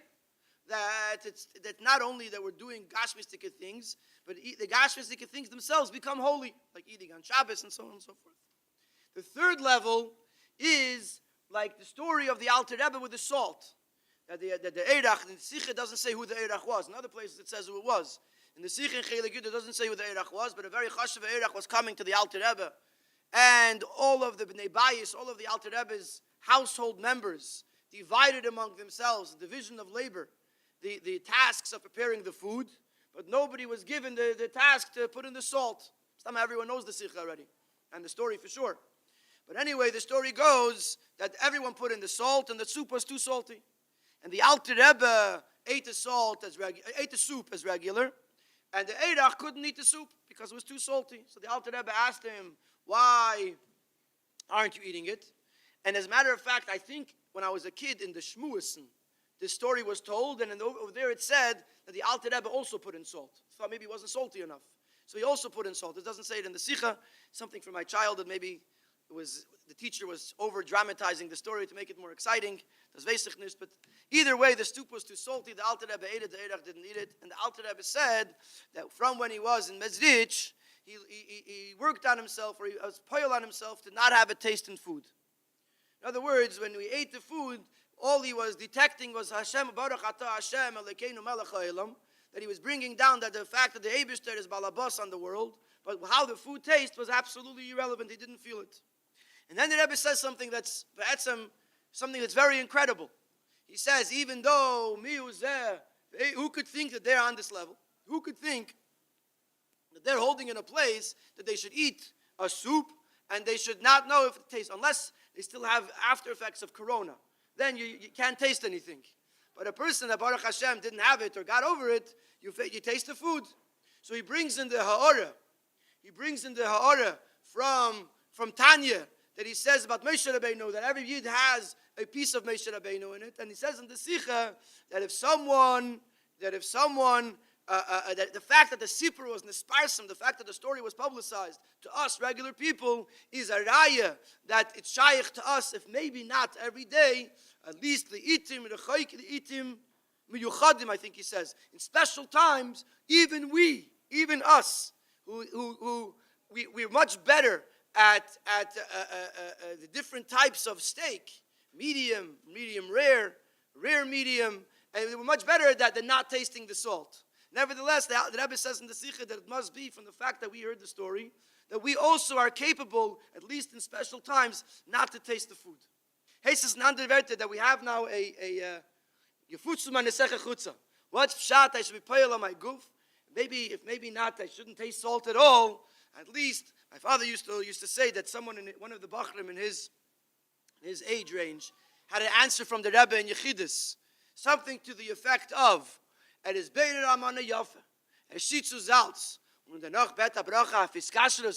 speaking the choicest piece. Then he adds salt. and then he wants a bracha for his kashrus. First, you gotta start, gotta minimize a little bit in your own. You gotta work on your own avodah. Then, when you do your part, then he goes from there. And this is the idea of Yafutzu Manesecha Chutza. So, what we need is a Farbrengen. More comes at we know ourselves. Yedea Tzadik Nefesh Behemtei. For sure, a non-Tzadik knows his Nefesh Behemtei. So, of them, dafar Farbrengen. A Farbrengen is a chance. No, I once took a group of teens to see Teen Shabbaton, and they asked me, "What's a Farbrengen?" What it said on the schedule, Farbrengen. What's a Farbrengen? So I had to figure out, how do you explain a Farbrengen? I don't want to say it's a party with mashka and farbeisen, because that's not what it is. It happens to be that it's there. It's necessary ingredients, but nicht in dem bestetas. So that afternoon, that Friday afternoon, we went on a trip to the used to be the Twin Towers. What's it called now? The Freedom Tower. We went to the highest floor, and you could look down on Manhattan on one side and New Jersey on the other side. What do you see? You see everything, but it's tiny. The houses are small and the buildings are small. I said, this is a Farbrengen. Farbrengen is when you lift yourself higher. And the higher you go, the smaller everything else becomes. All those things that seem so important in the day-to-day life. You're in a fight with someone, you're arguing with someone, you need to have this food, you need to have this iPhone, you need to have this tchotchke. It seems so important. But if you lift yourself up, the higher you go, the smaller everything else becomes. So the Farbrengen is, you have to rise. So all these things, the salt and the soup and the dust, and there's a word from, I think it's from the Mendel Futterfass, that he said that in Cheskes Habatim it says that before the end of 3 years, you have to make a machah. If someone moves into your house, you have to make a machah, and you have to make an objection to make sure that if someone lives in your house for 3 years, that's a raya, that it's his house, that's his chazakah. So b'shas the Yetzer Hara moves into your place, starts taking control of you. So every once in a while, at least you have to make a machah. Even if you're not yet ready to kick him out, you at least have to make a machah. Buddy, you don't belong here. It's my house. So that's a Farbrengen. The Mendel Futterfass said. That's a Farbrengen. That the machah that we're making on the Yetzer Hara. So in that case, why do we need mashke at a Farbrengen? Because the mashke is actually a very important lesson. He says like this. He says, put the juice in the freezer. Put the juice in the freezer, it's going to freeze. You lost the juice, why did you freeze? I said, what do you mean? It was cold. It got cold. It was under 32 degrees. After a while, it's going to affect me. Put the mashke in the freezer, what's going to happen? Nothing. It'll cool off a little bit, but it won't freeze. So the Mendel said, that's what you have to, that's the lesson. That's why we have to say a little l'chaim. We have to learn from the mashke that we're not allowed to let the environment of krirus, of coldness, of apathy that's out there in the world affect us. It doesn't affect us. We're not juice. We're not juice. We're not going to turn on the freezer and we get cold. Fakert. If you say, if you remember that the whole idea of Yud Tes Kislev is Oyer V'chayis, the day that Oyer V'chayis Nafsheinu Nitin Lanu. So sometimes you need a little mashke to help. But the idea is that we have to stay varim. I remember when I was Farbrengen once, like a Chassidim's Farbrengen, I remember a story that there was the Tsar was going around, and the Tsar or the general, and they saw a soldier that was sleeping. It was late at night, and he was sleeping. He was sleeping on his post, and he was fired. It's true. I think they killed him even, whatever it was. Gate in Russia. So the other one, what says? Especially it's freezing outside. So he says the very fact that you're in the employ of the Tsar, that should keep you warm. The fact that you can get cold on your post, that means that you're not a soldier in the Tsar's army. So today is a day that if you want to take a little mashke, take a little mashke. But the ikir is we have to stay warm. We have to stay alive. We cannot allow the sviva, whatever is out there that's cold and apathetic, that tries to affect us. We have to stay warm. And how do we do that? The lashon that everyone said, everyone's quoted, it never said, and it was a chayol Farbrengen. It never said, you'll notice with your kids that the younger they are, the more active they are. It says, A 2-year-old, a 1.5-year-old, they're running, they're jumping, they're climbing off, climbing on. He says, why is it that kids are so active? So the Rebbe said, it's very simple. Because kol chai misnaneya. Movement is a sign of life. And therefore, when the kid is very young, then just born, they have a lot of life. So the younger the child is, the more life they have, and therefore the more movement they have. So if we want to stay alive and we want to stay warm, we have to move. We have to keep on going, moving, growing, step and step. I heard this on a recording, an audio recording from a professor in Touro College. I don't remember his name. But he told over that he and 2 friends went into Yechidus by the Rebbe in the Chofs in the 1960s. He was a student. He was in college. I don't remember which college he was in. Him and his 2 friends, they went in to Yechidus. So the first student asked the Rebbe, what does it mean to be a good Jew?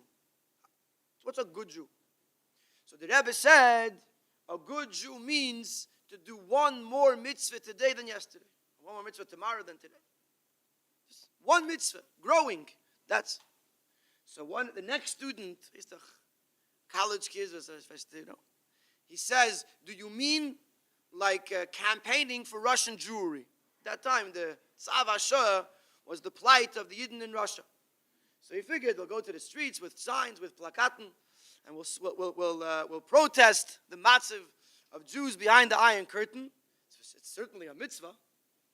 So the Rebbe smiled, and he said, das ist a mitzvah. Aber wir sollen nicht vergessen, auf Kashrus, auf Tefillin. I don't remember exactly which mitzvahs the Rebbe said. I'm not quoting verbatim.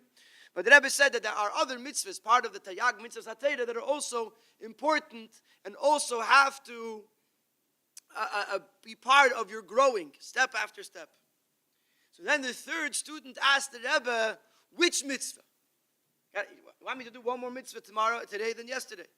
Which mitzvah? And I often tell the story, and I ask the people in the crowd to guess, which mitzvah do you think the Rebbe would choose and say is your next mitzvah? And people say Avas Yisrael, people say davening, people say going to shul. And the Rebbe said to these students, the Rebbe said, I don't remember the exact words, I don't know.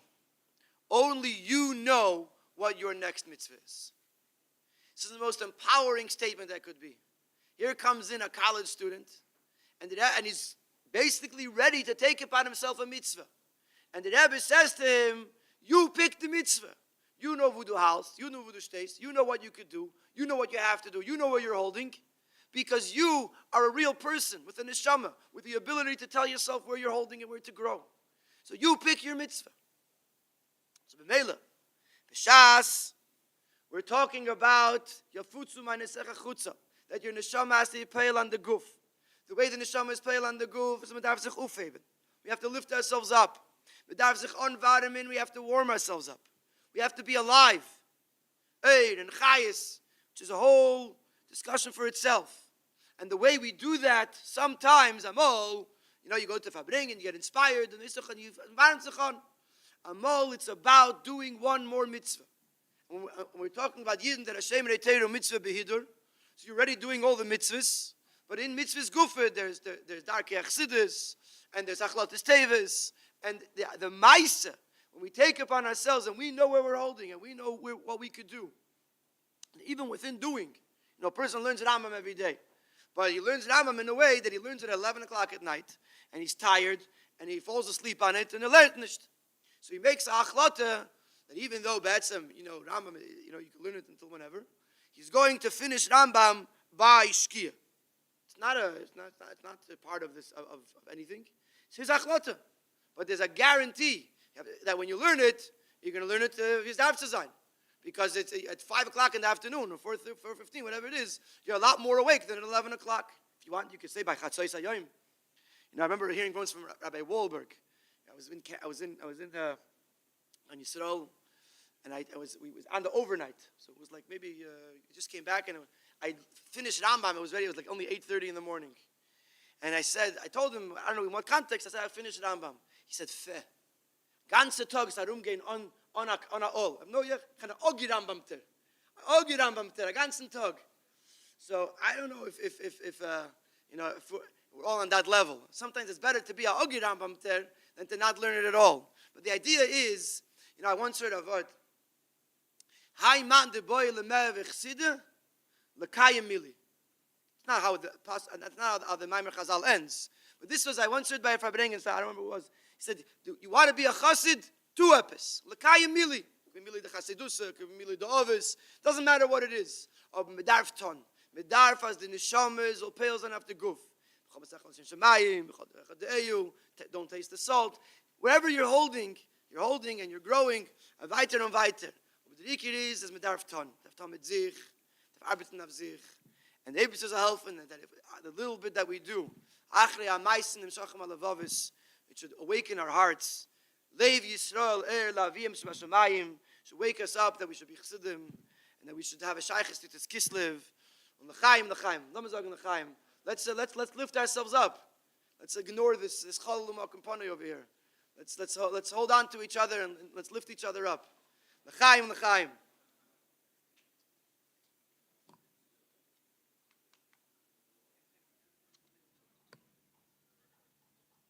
Huh?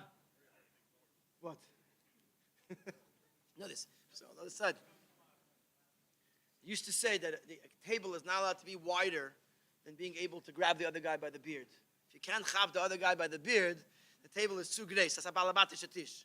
It's like a dining room, a Tom's River dining room. So we can't happen on board. Anyway. Huh? I have nothing to grab. That's why I'm hiding on this end. Ya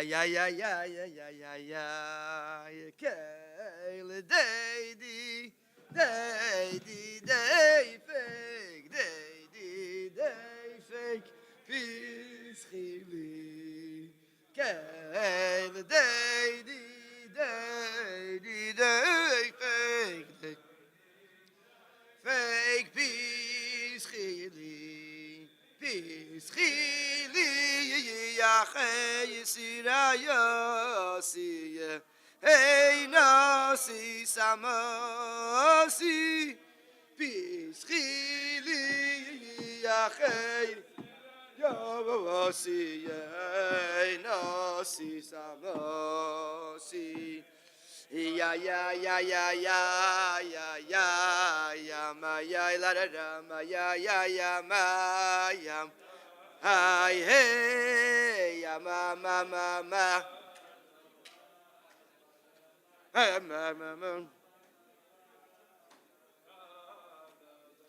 Didi ya ma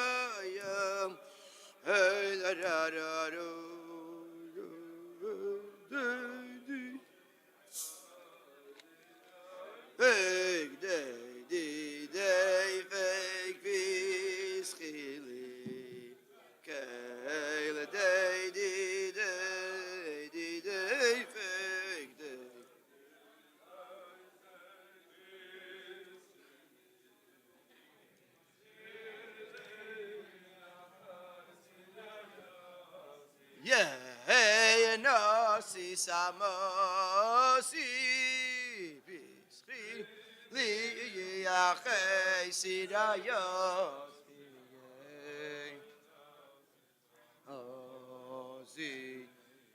ya ya ya ya ya ma ma ma ma ma ma ma ma ma oh ma ma ma ma ma ma ma ma ma ma ma ma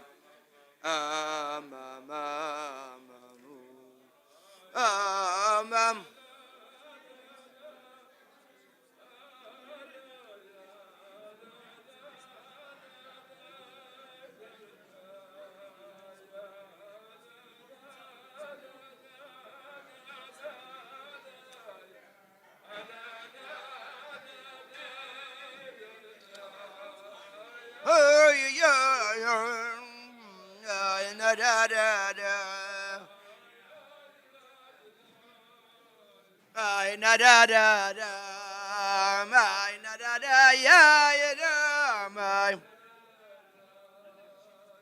na da da da da my na da da da my na da da da ya ya ya my na da da da ay la da da da da oh ya da da my na da da da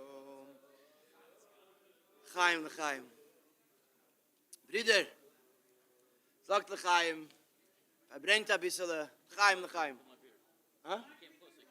I'm not pulling beards I grew up in a place where they like pulling beards so I did tshuva exactly I don't l'chaim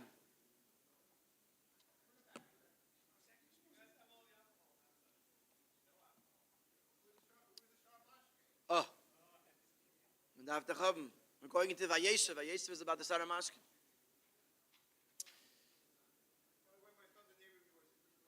Oh, so I could have gotten a ride with you. In Fahren zusammen. I'll call upon him just to elaborate a little on this Nakuda. I saw Letztens the Alter Rebbe in the Akdamas HaMalakit to Tanya. He writes that the Tanya is a tshuva l'chol hashaylos. It has the answer to all the questions. Says Tamol, the Seder was, and still is, that the Chassidim would go into the Rebbe to ask their questions, but it was a very time-consuming and a very nefesh-consuming avodah. One of the Rabbeim, it says, it took him a very long time to do a yechidus, and he told his son that he has to, each time someone comes in, he has to take off his own clothes, and put on the clothes of the person that came in. Then he has to take off his clothes and put on his own clothes to be able to answer the question. So every time a chassid comes in for yechidus, they have an uistan declader, an ontan declader. So the yechidus was a very, very time-consuming thing, and it was also a very, it was very nefesh-consuming. So the Alter Rebbe wrote the Tanya to be able to serve as the answer to many of the questions that the people were asking. And the Alter Rebbe writes that the tshuva l'chol hashaylos. It's very interesting lashon. You know, there's many sifrei chkire and sifrei musar and sifarim. You don't find any sefer that claims to be a tshuva l'chol hashaylos. You know, you can have a question an answer to a lot of questions, but l'chol hashaylos. So I read somewhere a very geschmack explanation. Where do questions come from? Questions come from a lack of believing in oneself, a self-doubt, from a tzimtzum, from a hester, when it's dark, when you're in a place that you're not really in touch with yourself, you're not really connected with yourself. Questions come. All you really need is to uncover who you are, to uncover your neshama. Once you uncover the neshama, you know that you are, and you know you can overcome anything. All of the shilas and all of the sveikas. The mashal. I once had someone, there's a lady in our Chabad house that has a very, very colorful history. It's a story for itself.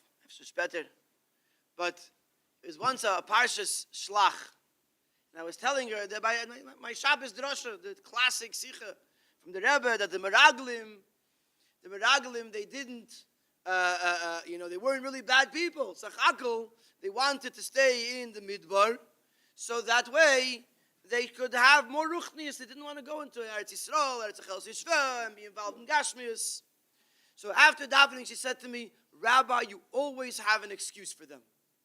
Comes the Adada Va'aviyu. No. There wasn't a Zora. Sechakal was Kleis HaNefesh.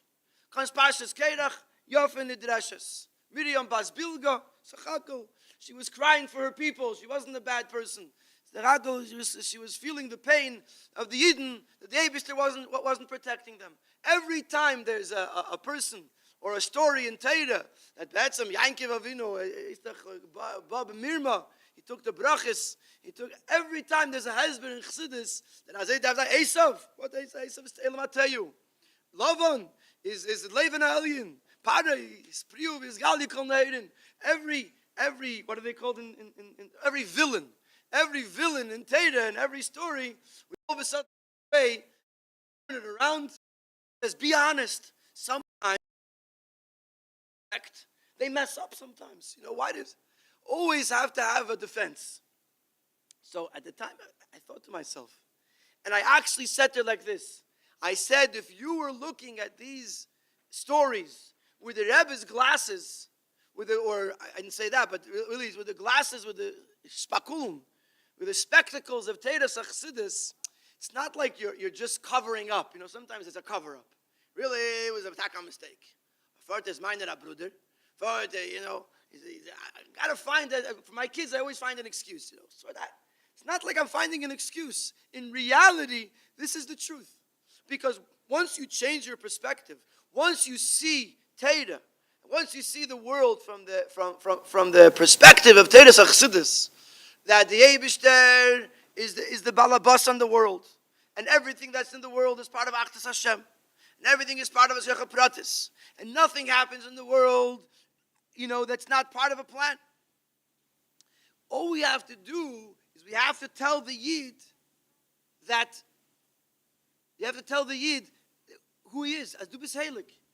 And the whole perspective changes. The Elam Hazard that once was this scary thing that was trying to take us down becomes a tool, becomes a vehicle for Gashmis, for Ruchnis.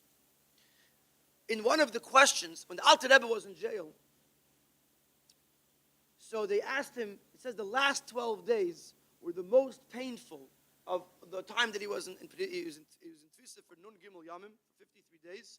The last 12 days says that they asked him so many questions and they pressed on him that it says, and the Lashon is, that he was Pashat crying from Kiru Levavchem. His heart was torn. And the Pashat caused the Alter Rebbe to cry. That was what they were. And they asked him 22 questions, and he had to answer each one. In the end, he answered all of them besides for one. One of the questions was that there's a medrash on the pasuk. It says, Hashem, Asher Tziva, Es Moshe ve'es Aaron. So the medrash says, Moshe ve'Aaron, Asher Tziva es Hashem. Over there it says that Moshe and Aaron did what Hashem commanded them. So the medrash turns the words around and says that Moshe and Aaron commanded Hashem. So the interrogators, they asked, what kind of business is this? Moshe ve'Aaron, our people. How does a person command the Eibishter what to do? And the Frierdiker Rebbe in the Sichos, where he tells over this question, he says, go explain these stuffed moichim, not stuffed, closed moichim. Moichim, forgot the Lashon, mitumtamim. Try to explain an Edel topic to a Goy, a Russian bulvan, that's trying to explain an Edel topic. But the Alter Rebbe answered all the questions. And the Alter Rebbe said that the Eibishter created Moshe ve'Aaron. He created Moshe ve'Aaron with Keach Eliki. And then Moshe ve'Aaron used this Keach Eliki to bring Elikus into this world. When the Medrash says Moshe ve'Aaron Hashem, Hashem, it means that Moshe ve'Aaron bring down Elikus into this world. How do they do that? With Hashem. Asher Tzivas Moshe ve'Aaron, with the Keach Eliki that created Moshe ve'Aaron and put them into this world. With that Keach, Moshe ve'Aaron Asher Tzivas Hashem. Moshe ve'Aaron could bring Hashem into this world. So in other words, all of a sudden, there's a whole other perspective. The world that we look at it is a world that's our playground. It's a place that we could accomplish so much. So comes the Tanya and says that you have this keach eliki. You have a neshama. What you're able to do is infinite. Ubemela, he had tshuva l'chal hashaylos. It answers all the questions, because any question that's going to come to you is only if you don't truly respect yourself. It's only if you don't truly know who you are. If you don't see yourself from the angle of Chassidus. Once you see yourself from the angle of Chassidus, you know and you discover that your capability is infinite. And in all the questions are answered. What could your question be? Why does David do this? How does David do that? You know right away that question is because you can't understand the Eibishter. But if I was able to understand the Eibishter, I wouldn't have a question. As soon as I realize that there's a bigger picture, as soon as I realize that the whole uftu of Chassidus is to bridge together the small person. You know, there's a famous expression. Word, I don't know what it's called. How to say it? Maybe I didn't say enough. L'chaim. Didn't talk l'chaim. The Alter, the Rabbi Yitzchak of Barditchev said, he was a pelle. And the Alter Rebbe was da reingelegt, a greiser Eibishter, in a kleine Sefer. What does it mean, a kleine Sefer? What is a kleine Sefer? That the pages are small, and if it was an 8 by 10, then it wouldn't be a pelle. If it was more volume today, a Shurim b'Sefer HaTanya is 3 volumes. Lessons in Tanya is 5 volumes. Chassidus Muveres, I think, is holding by 8 volumes, and they're not done yet. Does that change the question? What's Pshat HaKleine Sefer? Pshat HaKleine Sefer, I don't know what's Pshat HaKleine Sefer, but Ula Yesh Leimar, the HaKleine Sefer is Pshat, that it's a small nekuda. It's one nekuda, but it affects every Kleine Sefer of your life. Every detail in your life is affected by this one nekuda. Soon as I realize that a nefesh Hashem Yisrael is a chelik alakamim al mamish, and as soon as I realize that I have the power to make a dina b'tachtenim, and I am able to bring down a lakus into this world. So what's the question? In every single aspect of my life, in every corner, in every detail, in every element of my life, I have the ability to bring the Eibishter into the world. So what's the question? Why? How? What? When? That's only coming before I knew the MS. So l'chaim, let's learn some Tanya. Let's learn some Chassidus. Let us discover the power that we have in our hands. And the MS is that the Rebbe says in Hayem Yom that when Mashiach comes, let's end it now. Let's end it now. Let's change ourselves. Let's change the world. Let's tell the Eibishter with banking sich nach nothing. We did everything we have to do. We're doing everything we have to do. Bring us Mashiach. And then we'll worry about banking sich. Then we'll figure it out. But in the meantime, we're ready. We're ready. We're here. It's Yud Tes Kislev. The neshama is alive. The neshama is shining. Our willingness and our ability to recognize that is at the highest level. So all we have to do is let's take upon ourselves Achlat HaTeva, and Limud Chassidus, and Darkei Chassidus, and the Sofet Zayin, that noch within this Farbrengen, within this Chag HaGeula, we'll see our neshamas. We'll be able to see this in reality, because it'll be Umala Tes Hashem. It'll be in the matzav of Bias HaMashiach L'chaim.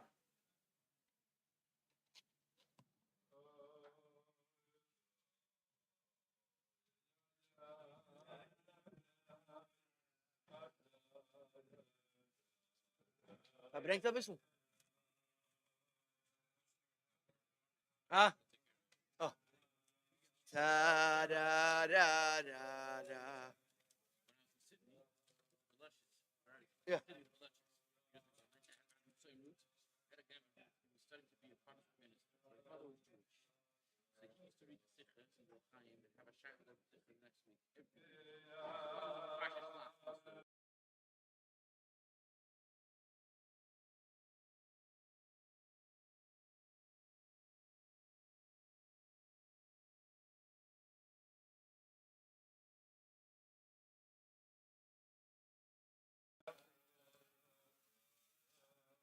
I live near Lakewood, so people don't like Orthodox Jews. So it comes, you see, Jacob, that's what Orthodox Jews are. They're swindlers. Oh, nothing. I know. See. Yeah.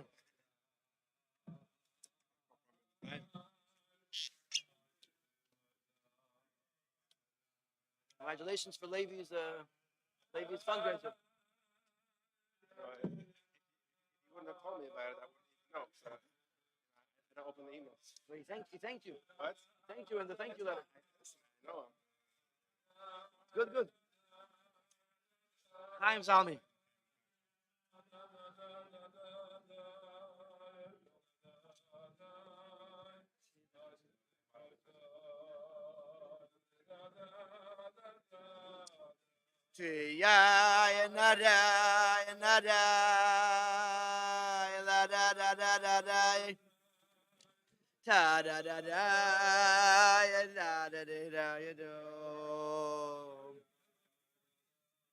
Ari,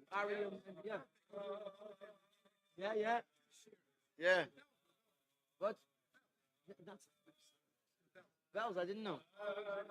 Huh? Oh, I'm talking about Ari. Ari is in real estate. Yeah. Yeah. His wife came to a shiur. My wife gave a shiur in Chassidus. So she said that I think she grew up in Safra. I think she said that they didn't let her learn. Said it was like she's not a young lady. I'm saying she's middle age. She said she never learned like this. It was like she was like so in the spell from just. But by us, it's basic. By some people, it's Chidushim Neroim. We have to think. Right. I don't know. One of the problems with being in charge of the tech is that you remain an observer the whole way through. Just know that your father calls me from time to time. We discuss sichas together. Very geschmack. So, oh, good. Yeah, good. Good. For you, he has a mitzvah b'shinantam levanecha. For me, it's pashat. It's chesed naki. And it's sag a bissel l'chaim and join the Farbrengen. Ay ay ay ay ay ay ay ay ay ay da ay ay ay ay. Hey ay ay ay ay ay ay da la la la la la la la ay ay ay ay ay ay ay my ay ay ay.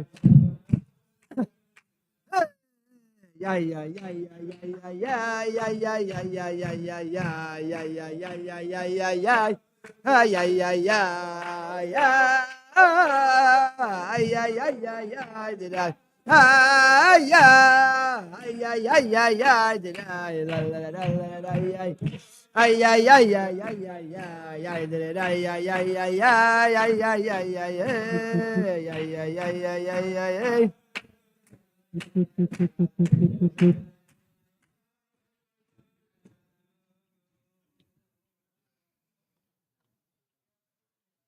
L'chaim. You want a raya that I didn't say enough l'chaim? Because I'm still halting cup. We spoke about Yafutzum and Esecha Chutza, the Rebbe Techsidim. We spoke about Yafutzum and Esecha Chutza in the Neshama Beguf. Person has to work on themselves. And also there's Yafutzum and Esecha Chutza in Teda. That the Mayonis Achsidus and the Uftu of Yud Tes Kislev is the fusion of Teres HaNigla and Teres HaNister, Gufa Deiraisa and Nishmasa Deiraisa, that we have to Medarfton and Limit Achsidus.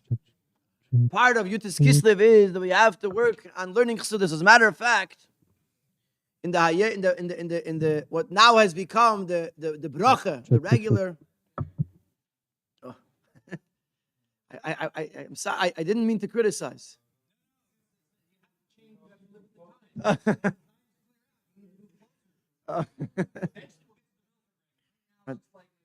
Oh. No, if we're not real, then you have to say l'chaim. Zogin l'chaim in zich, you have to get to the real. L'chaim.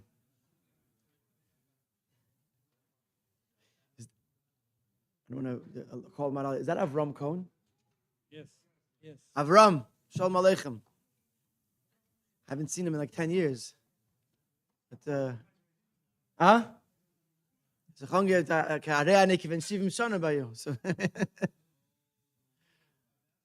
what? No, not that it's 70 years, but a little vice geworden. I call upon him.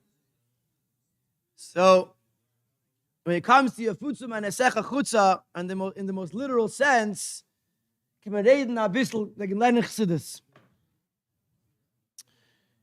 As a matter of fact, in Hayom Yom it says the unwünschenisch, which we say to each other, the Shana Teva, B'limud Chassidus, B'darkei Chassidus, Tikaseva V'seichasemu.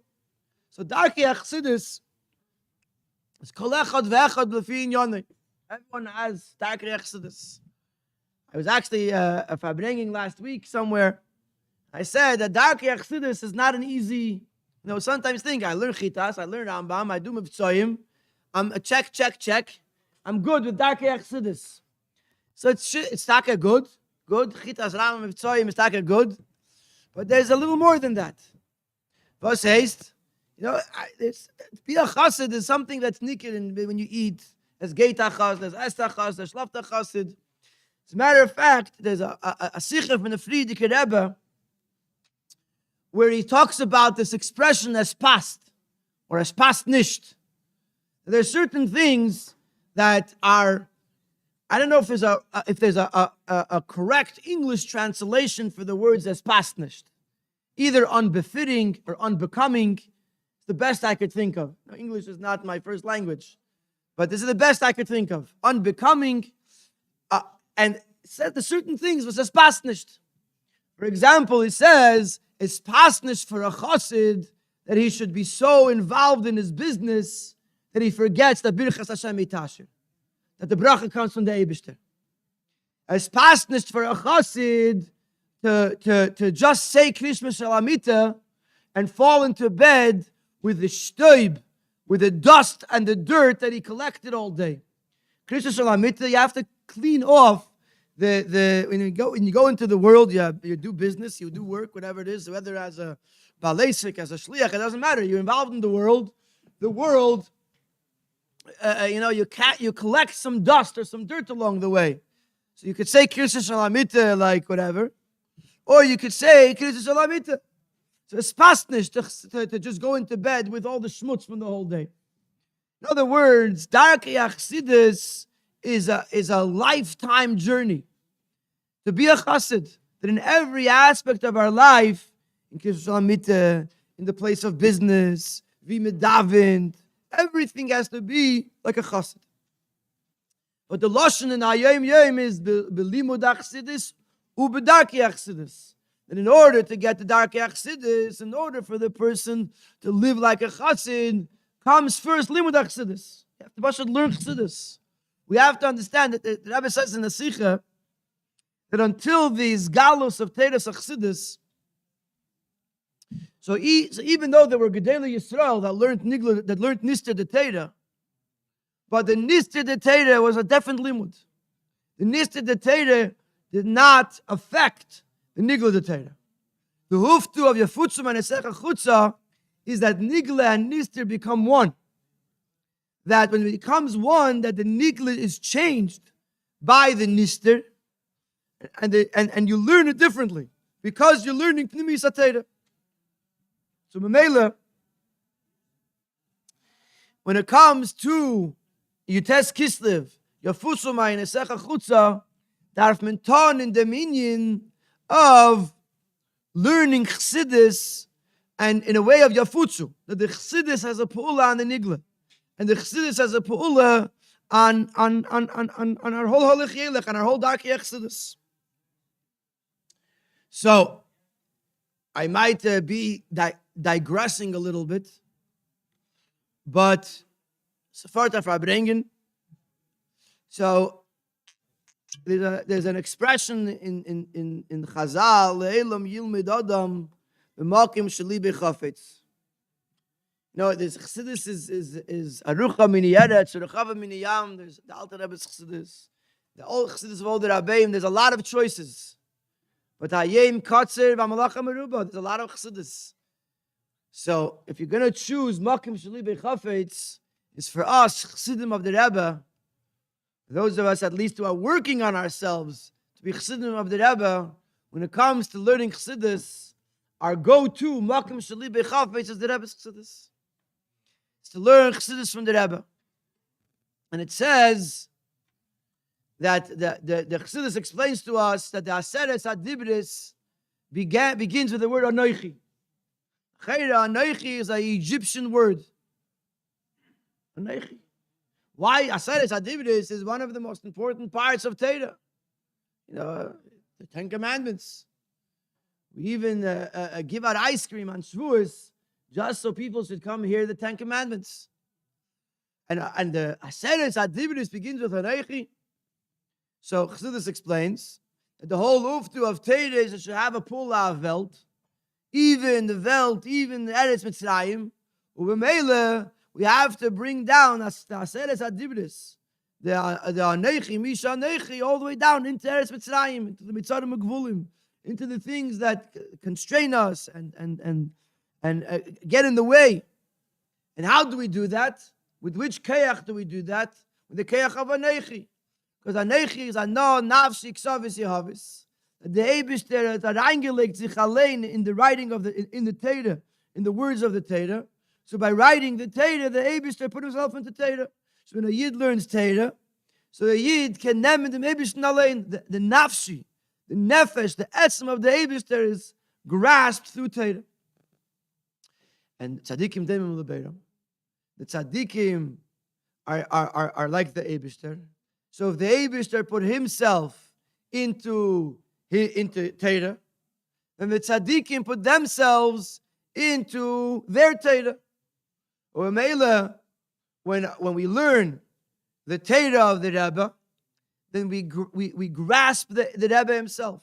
If you want to have a shaykhis to the Rebbe, there's many ways.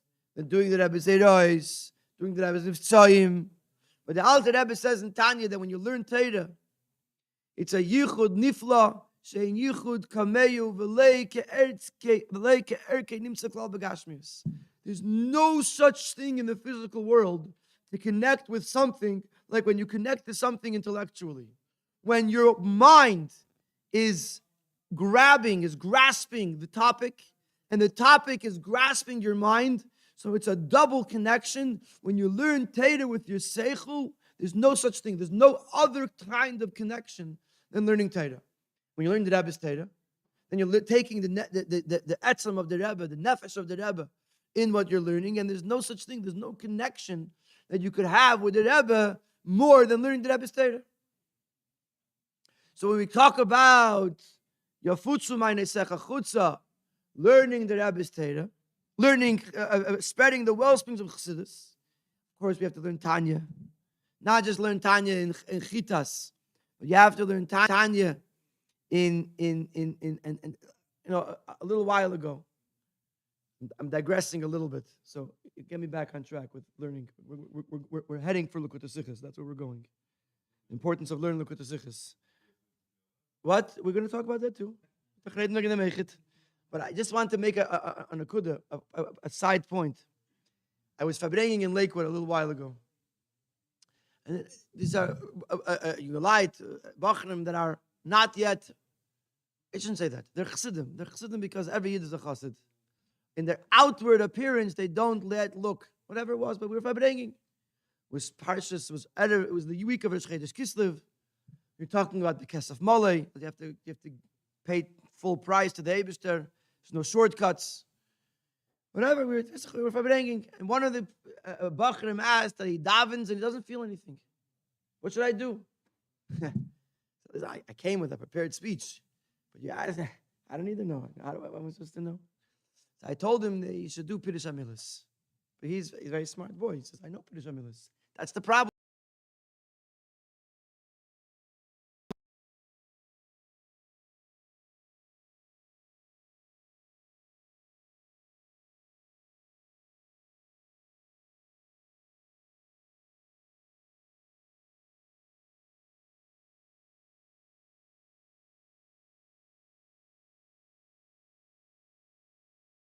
Avar, there were two chassidim, they were discussing, they already both finished davening. They were discussing where they're holding. So one said, I davened already. The other one said, I'm still holding by Meida Ani Lefanecha. I said, Ani. Who's Ani? Wer bin ich? Was bin ich? Lefanecha? Who's Lefanecha? Was is Lefanecha? I don't know what Lefanecha is. Meida?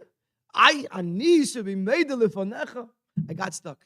I davened all davening. I already finished davening. But I'm still trying to figure out what is Ani, what is Lefanecha, and how could an Ani the trechtiker young that I am, to be made the Lefanecha? I'm made the Lefanecha.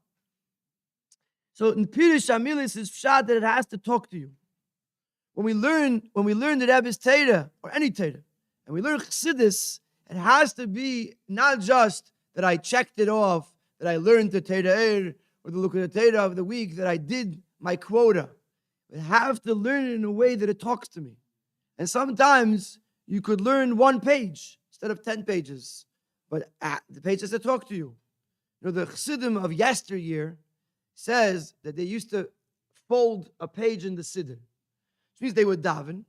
They would pick one shtickle where they would daven it in a way that they connected with it.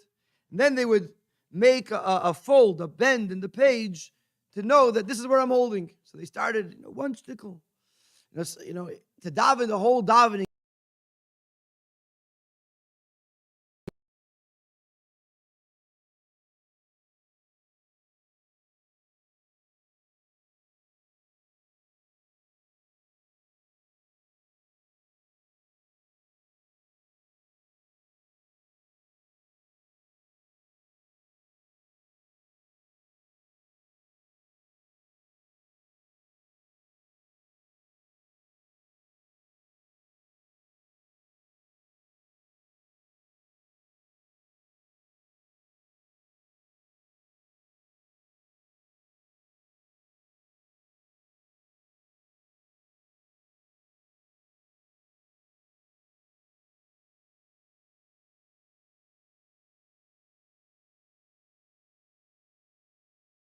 The high, but ain't of lamata. You have to be focused. I have to take the whole energy of davening, and the time, and the energy, and the chassidus before, and the mikveh before, and all the preparation, and I have to bring it with me into the rest of the day. That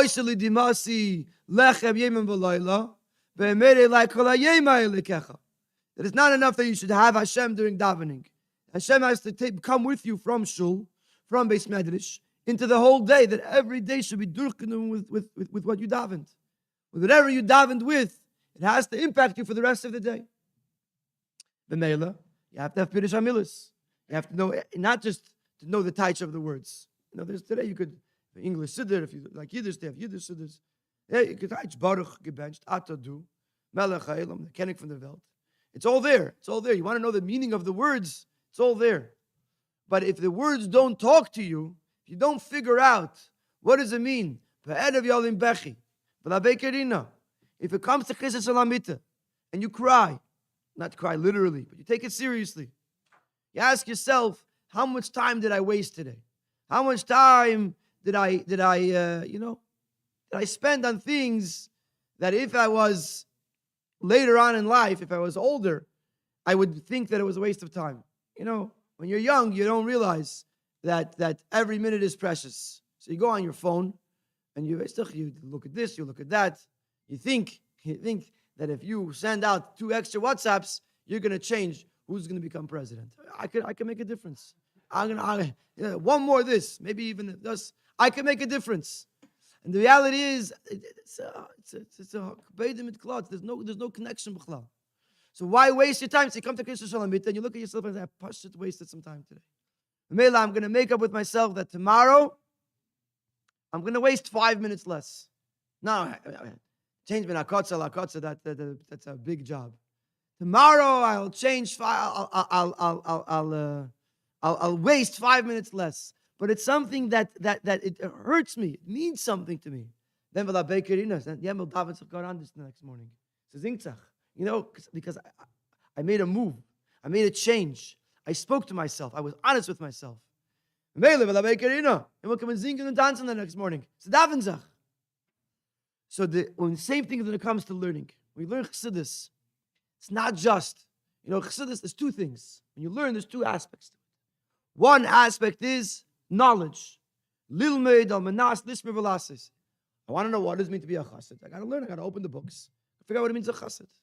There's another aspect of limud chassidus, limud b'chlal, but especially limud chassidus, and that when you're involved in an edel, a topic, makes you edel. There's a sikha from the Rebbe where he speaks about the importance of learning chassidus, and he quotes the Gemara where he speaks about the pasuk. This is a pasuk, the one that ends with Yud Tes Hashem Hi Yitzarei. Chaysen Yeshuas. I shouldn't put you on the spot. I'm sorry. No. There's a pasuk that the Gemara learns represents the Shisha Sidrei Mishnah. I don't remember the exact. Chaysen Yeshua is something. Amuna Sitecha. Chaysen Yeshua is Chachma V'das. Shkoyach. I hope I didn't disturb your conversation. Come, sag l'chaim bissel. Chaim l'chaim. So, no, why is he sitting on the outside? We have one guy doing the video. So Mela, he has the teretz for being on the outside. Huh? Come inside. L'chaim. So the Rebbe says, over there, the Gemara says like this, that a person could learn all Shisha Sidrei Mishnah, but the pasuk ends Yiras Hashem Hi Yitzarei. That if it doesn't have Yiras Hashem, then it's not going to be. Then whatever you learn is not going to survive, not going to stay fresh. And the Gemara over there gives a mashal of the kav chumtin, that a person told his misharis, bring in some wheat into the storehouse, into the silo. So he did. So he asked him, did you put in a kav chumtin? A chumtin is a kind of a herb or something that's a preservative. It keeps the wheat fresh. So the guy said, I didn't do it. You didn't tell me I didn't do it. So he said, it's better that you wouldn't have done anything. Because once you bring it in, if you don't have the kav chumtin, if you don't have the preservatives, then everything in the silo gets ruined. It spoils. So the Rebbe says, so the Gemara says, that's Pshat Yiras Hashem Hi Yitzarei. That if you could learn all Shisha Sidrei Mishnah, but if you lack Yiras Hashem, then it's going to go nowhere. And the Rebbe explains, how does a person reach Yiras Hashem? Through Teres Chassidus. So you can learn a lot of Gemara, a lot of Halacha Shulchan Aruch. But if you don't have Chassidus, then it's like you're lacking the preservative. So learning has two aspects. One is to know what to do, and the other part is pashit to turn you into an edela person. Shas, a person is involved in edela topics. Elokos, Atzilis, B'riyah, My father used to tell me that in the tough shins, there was some, not a lot of Bachrim in 770, but there were two American Bachrim that didn't speak Yiddish very well. So they were learning Chassidus and they were learning in English. They were learning Chassidus, they were translating it into English. So Rabbi Zalman Gourarie, who was one of the people who worked in the yeshiva, he didn't like this English thing. So he came over to the boys and he said, Zogmir, wie sagt man Atzilis of English? How are you going to say Atzilis in English? The thing is like this about American boys. That American boys, you can't just, knock them down. They have a little spunk to them. So the American boy, Bachrim, they were Chassidish Bachrim, but they were more comfortable in English. So they turned back and say, Rabbi Gourarie, wie sagt man Atzilis auf Yiddish? Atzilis, you can't translate Atzilis. Not into Yiddish, not into English. But when you learn about Atzilis, when you learn about these topics, because your mind and your heart is engrossed in edel things, it makes you edel. It has an impact on you. But Mela, when it comes to Mereteg and Limud HaChassidus and B'darkei HaChassidus, the first and foremost thing is that we have to learn Chassidus. We have to learn our Rebbe's Chassidus, because that's our Mokim Sheli B'Chafetz. That's the place, that's the area of Chassidus where we have the most Geschmack. And we have to learn Chassidus in a way that it talks to us. We're not just collecting data. That if we we bump into someone and they ask us a question, or I have to know, what it means, this topic and that topic. It's also important. You know what Yichud is. You have to know Datzilis and Biyah. You have to know I was learning something the other day, a few weeks ago, and it said over there that the difference between Asilis and Biyah is Aspeklari Amira and Aspeklari Sheina Amira. Now, in my limited knowledge, the only time I learned about Aspeklari Amira is in the Bar Mitzvah Maimer. So, but over there was something totally different. So I called my father, and he gave me a whole 20 minutes. Aspeklari Amira, Aspeklari Sheina Amira. It was a whole new whatever. I wasted a lot of time in my life. I did not learn enough chassidus. So every time I open a sefer, I realize how little I know, and it's almost embarrassing. So I'm saying is now when it comes to this Kislev, it's an opportunity to realize that there's so much out there that we have yet to learn, and every time we learn something, it's not just about knowing the difference between Aspeklari Amira and Aspeklari Sheina Amira, but there's actually something there that when we learn it, it'll have an effect on us. That we're involved. I know it's not. The Rebbe says this in the Sikha, and I know it's beyond us a shtickle. Nevertheless, like the Rebbe says, if it's mentioned in the Sikha, then certainly we have a shtickle shaykhs to it. The Rebbe mentions Rabbi Yamin Kletzker. Rabbi Yamin Kletzker was a lumber merchant. And Kletzker comes from the word klotz. Klotz means a log. Rabbi Yamin Kletzker was called Kletzker because he was a lumber merchant. He was in the wood business. The Rebbe mentioned this in the Sikha in Chelik Yud that Rabbi Yamin Kletzker was once doing accounting. He was on the what's it called? The income profit loss sheet. Something the accountants know what it's called. What? Profit and loss. Oh, I should know it. That's the truth. I just send it to the accountant. David Telephone. There's always a profit. Somehow. It's never a loss. David helped. What? So on the profit and loss sheet that Rabbi Yamin Kletzker was making for his business, had the numbers and das and yens and hins and das, and the total, when it came to the total, he wrote, Ein Eid Milvade. There's nothing else besides the Eibishter. And the Rebbe in the Mugdik Sikh, in the Likut, it doesn't elaborate so much. In the Farbrengen, the Rebbe elaborates that it wasn't like he was stam trying to send a message, because then he wouldn't have put it on the accounting sheet. It wasn't like he was losing track of what was going on, because the fact that in the profit and loss sheet, or whatever the accounting sheet, in there was Eined Milvada, he shot that in his business, by him was clear that the whole thing, everything that he was doing, all the money he was making, all the business he was doing, was all nothing. Eined Milvada. The Ikir was the Eibishter. So that's obviously it's not. Maybe how you guys it is, but it's obviously not at my level. But like the Rebbe says, if it's in the Sikha, it's shot that we could at least endeavor to it. At least efetz mineyu, efetz kotseyu, v'shemetz mineyu is possible that we could be in business or we could be involved in whatever it is, and the sum total of it is Eined Milvada. So the Aveda of Limud Chassidus is not just to know Leida as a davar as a ma'isa as a yasum, not just to know what Atzilis is and what the Ak is and what the Elamis are and what the difference is between Teyu and Tikkun and between Atik and Arich and whatever it is, you can see how basic my knowledge of Chassidus is. But I just know the very basic topics. But the idea is we should learn Chassidus, we should know Chassidus, and it should be in a way that it should actually change us, that we should become Edel from the being immersed and engrossed in Edel topics. L'chai.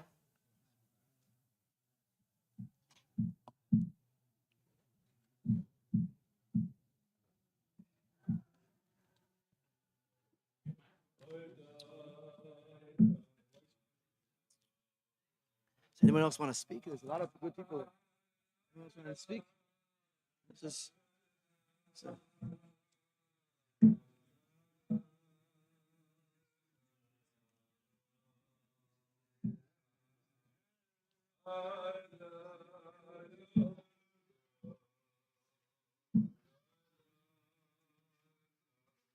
Oh, Yossi. Come. Here. Huh? Come sit next to me, Yossi. Come sit. Come. Yep. Huh? An hour?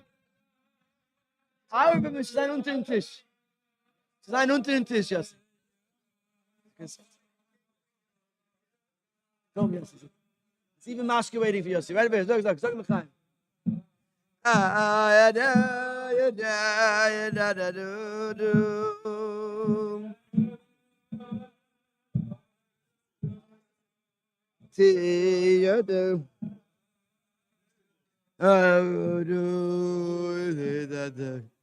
Avram, look L'chaim. Not fair. Sitting here, you're sitting there. It's a pasta ist nicht. Sag ein bisschen L'chaim. Yeah. Where's Yossi Sorota? Yeah. Huh? I don't need anything. Yeah.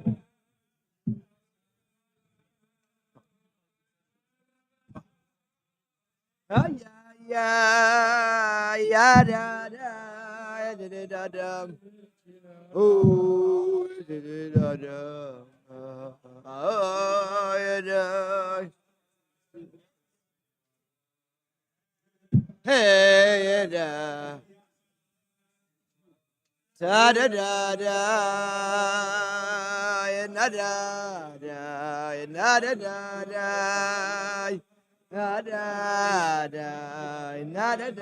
da Huh? If you want your stuff back, I should say. Yeah. The mice with that too. What's your name? Drew. Hey, Drew. You think I'm Shimon Rosenberg? Everyone Not sure. I does. thought you were his brother. People think I'm Shimon's twin. It's not, you're not the Drew, where are you from? California. I thought you were from Miami. Because it's all Shimon. Yeah. Because I lived in Miami for 2 years. Shimon, if you that's between. I hope you. That's super. What's from Nashville?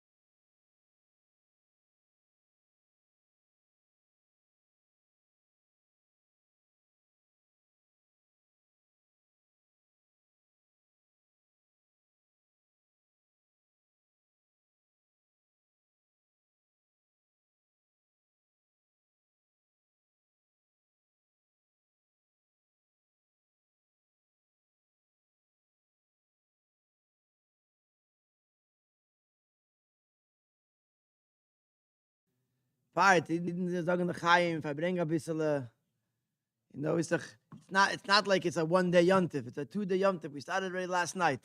Verbracht Nächten bei Nacht, we verbringt a little today. So wir sagen ein bisschen L'chaim. I just want to say this, if we're talking about learning Chassidus,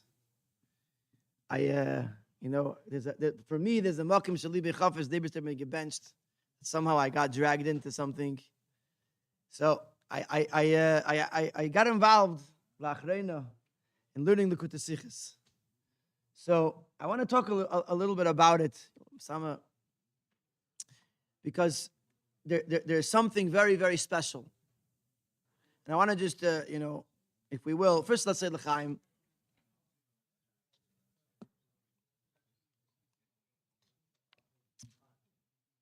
After the Rebbe's mother passed away in Tavshin Chafei, the next Shabbos, not the next Shabbos, but the Shabbos after Yom Tov, Shabbos Parshas Noach, the Rebbe started explaining a Rashi. And over the course of the year, the Rebbe taught not just to understand Rashis, but the Rebbe taught how to learn a Rashi. The Rebbe gave Klali Rashi, that within Rashi there's many different rules on how Rashi teaches and what we can understand. And it became like an incredible experience where you take a simple, what you might think is a simple Rashi, and there's a question, sometimes 5 questions, 9 questions, 8 questions, 12 questions, and you, with one answer, with one cook, the whole Rashi changes. Then there's a Yena Shel Teira, which takes this Rashi and teaches you a lesson in Avedis Hashem, and sometimes from Chassidus. And that year, it was like it was like riding in Gan Eden. And I wasn't alive yet, but the way those who were there will tell over, it was pashat a spiritual experience of learning a Rashi and how to learn a Rashi. And in Crown Heights at that time, there was a Yid who the Rebbe once referred to him as Nish Spitz Chabad. And they were saying it as a compliment because he was so into it. At that time, he didn't have a beard. He was a Balabatish Yid, an Elamish Yid, if you will, who lived in Crown Heights. And he had a geschmack in these Rashi Sichos. His name was Rabbi Yosef Waldman. Passed away a couple of years ago. I'll call upon him towards the end of the year. The Rebbe expressed that the excitement in the Rashi Sichos seems to be waning. And maybe he should stop it. So Rabbi Yosef Waldman, he took it very personal. And he wrote a letter to the Rebbe. And he asked the Rebbe to continue this Rashi Sichos. And Bein Advarim, he wrote that the Rebbe's inyan is Yafutzu Manesecha Chutza. How will stopping the Rashi Sichos help for Yafutzu? But oh, exactly. So the Rebbe wrote to him, speak to the Rabbanei Anash or to Vadakol, speak to the heads of the people. So he did. He went to whoever was influential at the time, and he spoke to them, and then he wrote a letter to the Rebbe, and he said that he spoke to them. And the Rebbe answered back, "Hamaisa hu ha'ikir," which he took to say that talk is cheap. Either the Elam is into it or they're not. And he was very concerned that we were going to miss out. But it came Shabbos Parshas Noach Tavshin Chavav, and the Rebbe taught a Sikha on a Rashi. And he, Mistama, amongst many, many other Chassidim, was in 7th heaven. That it wasn't stopping. The Rebbe was going to continue to teach the Rashi Sichos. But he had a little challenge. In the first year, in Tavshin Chafei, the Rebbe always taught the first Rashi in the Parsha, and sometimes also the last Rashi. The first and last Rashi. So he was able to prepare before Shabbos. He could learn the Rashi with all of the Mefarshim. He was ready. Whatever was going to come Shabbos by Farbrengen, he was ready. Today they have a Chumash. I forgot what it's called. Either Bi'urei Chumash or Bi'urei Rashi. And sometimes they have a lot of Mefarshim. It's very interesting to be very careful because they'll have the Maskila David and they'll have the Gourarie, they'll have the Re'em. They'll have a bunch of Bi'urei Rashi, but they don't have the Rebbe's Bi'urim. So if you learn that from that Chumash without the Yud Tes Kislev, then you only get 25%. Then the Rebbe asks a bunch of questions and answers all the questions, and you didn't get the whole Rashi. But that's what this guy would do. He would learn all the Mefarshim, and then he would come to Farbrengen, and he would appreciate the Farbrengen so much more because he learned the Rashis. The regular Bachrim, they Stama, they also learned to Mefarshim. But this, anyway, but now it was the second year, and he didn't know which Rashi he was going to be. So, and he was very disturbed by it. So his friend of his told him, write to the Rebbe, ask him which Rashi it is he's going to speak about. So the Rebbe wrote back that B'derech Klal, he's machlit on the Rashi before the Farbrengen. But this week, it's going to be Im Kesef Talva. So this was on a Friday, Mistama. Anyway, the next week, again, he wrote to the Rebbe. The Rebbe didn't answer on Friday. Shabbos morning, he's getting ready to go to shul. And there's a guy on the street whose name is Rebbe. Then he was still probably still a bocher, or maybe a younger man. His name was Rebbe Shalom Yisrael Chadakov. He's looking, where does Waldman live? Never heard of the guy before. It's up and down Crown Street. Where does Waldman live? He found Waldman's house. He says, I don't know what it means. I don't know what, but I was sent here to tell you that the Rebbe said that this Shabbos is this and this Rashi. So from that point on, every Friday, Rabbi Yosef would write to the Rebbe, Im Yeil Betuvei Lehedieni. Please, Rebbe, please let me know which Rashi is going to be this Shabbos. Sometimes the Rebbe would answer on Friday afternoon through Maskirus. If not, Rabbi Yosef would go to 770 Shabbos morning. He would stand outside the door, and the Rebbe would walk by, stop, tell him the Rashi, and that at least from 9 in the morning, what time the Rebbe was coming, he would have enough time to prepare the Rashi. It became a thing. The Bachram knew the Rebbe was going to stopping to tell the Rashi, so the crowd got bigger and bigger, so much so that they had to find a new spot where there's enough for everyone to stand. And a lot of the Bachram would stand behind him. They would wait. The Rebbe would walk by, would stop, tell him the Rashi, and everyone would know this is the Rashi of the Shabbos. There was one Shabbos, I think it was Tashon Yud Tes, that the Gabbai, after Shachris, announced the Farbrengen and announced a Rashi, and the Rebbe had not planned to Farbrengen that Shabbos. I don't know how it happened. I don't understand exactly why the Rebbe was so upset about it, but the Rebbe was very upset that they announced the Farbrengen when he wasn't even planning to Farbrengen. And in the end, is the Rebbe Farbrengen that Shabbos on that Rashi, but he basically said that this is it. That if this is how it's going to be, then that's it. So after Shabbos, right away, Rabbi Yosef wrote to the Rebbe, and he said, why are we going to stop in this? And the Rebbe wrote back, Im Kain, Mahi ha'ira baza. What's the lesson to be taken from this mistake that was made? And obviously, it's meant to stop. And he wrote back to the Rebbe, asking the Rebbe that he should continue the Rashi Sichos. The next Shabbos, Friday afternoon, he figured a last-ditch effort. He wrote on Friday afternoon his regular zettel, and there was no answer Friday afternoon. Shabbos morning, he went to 770, and he's standing over there. The Rebbe came up, walked right by him, and said nothing. It was like the first time in a few years. The Rebbe didn't, 2 years, 3 years, whatever it was, didn't say, Yud Tes, didn't say anything. And everyone dispersed. And he's holding his coat and he's thinking to himself, no, it was nice while it lasted.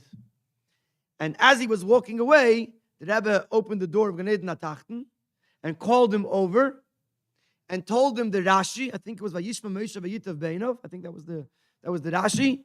And he told, except on the condition that you tell no one. And from that point on, the Rebbe would tell him the Rashis on the condition that no one would know. And thus continued for quite some time the Rashi Sichos. He went into Yechidus to the Rebbe, I think also Tashon Yud Tes. And the Rebbe told him, Sekum dira yasher keach of the Biyurei Rashis. There's more than that. I don't remember all the words. Basically, it's because of you, we have the Biyurei Rashis. So he says to the Rebbe, Sekum dira yasher keach. Habana from them. I deserve a thanks. I enjoy them. So the Rebbe says, Ich hab eich hana from them. I also enjoy them. So let's think for a moment. Let's think for a moment. Something that the Rebbe says on himself that he enjoys it. The Rebbe has enough from it. And I was talking to someone last week, and I was saying, think about the time that the Rebbe invested into the Sichos. First of all, there was, I don't know if it was every time, there was once a Farbrengen, it was Tetzaveh. I think it was Tavshich of Zion. It was a Rashi, a Sicha on the Rashi on Shemen Zayizach. I think it's like, the whole Rashi is like 2 words or 1 word. Mamish, a tiny Rashi. And the Rebbe is talking a whole Sicha on the Rashi. It's printed, the Sicha is Muge in Chelik Yud Aleph.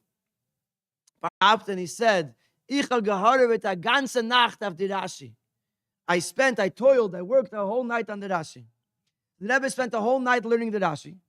The Rebbe doesn't speak melitza, exaggerations. A ganze Nacht is a ganze Nacht. And then he had to teach it to us. So there was a Farbrengen for a few hours. Then the Manichim had to prepared it as a likut. And the Rebbe was magia it. He reviewed it and edited it. Then they fixed it up and they gave it back to the Rebbe a second time. And the Rebbe, if you think, no navshi ksavis yavis, in the Rebbe's Torah, there's not a lot of ksavis. A lot of the Torah is what other people. But this is mamish ksavis. The Rebbe had the eingelegt keches, preparing the Rashi, teaching the Rashi, fixing the Sicha, editing the Sicha, being magia the Sicha, and then again. So when it comes to obviously, kulam ahovim, kulam brudim, kulam alts, the Chassidus is rechava mini rechava. Already forgot how it goes. Rechava something.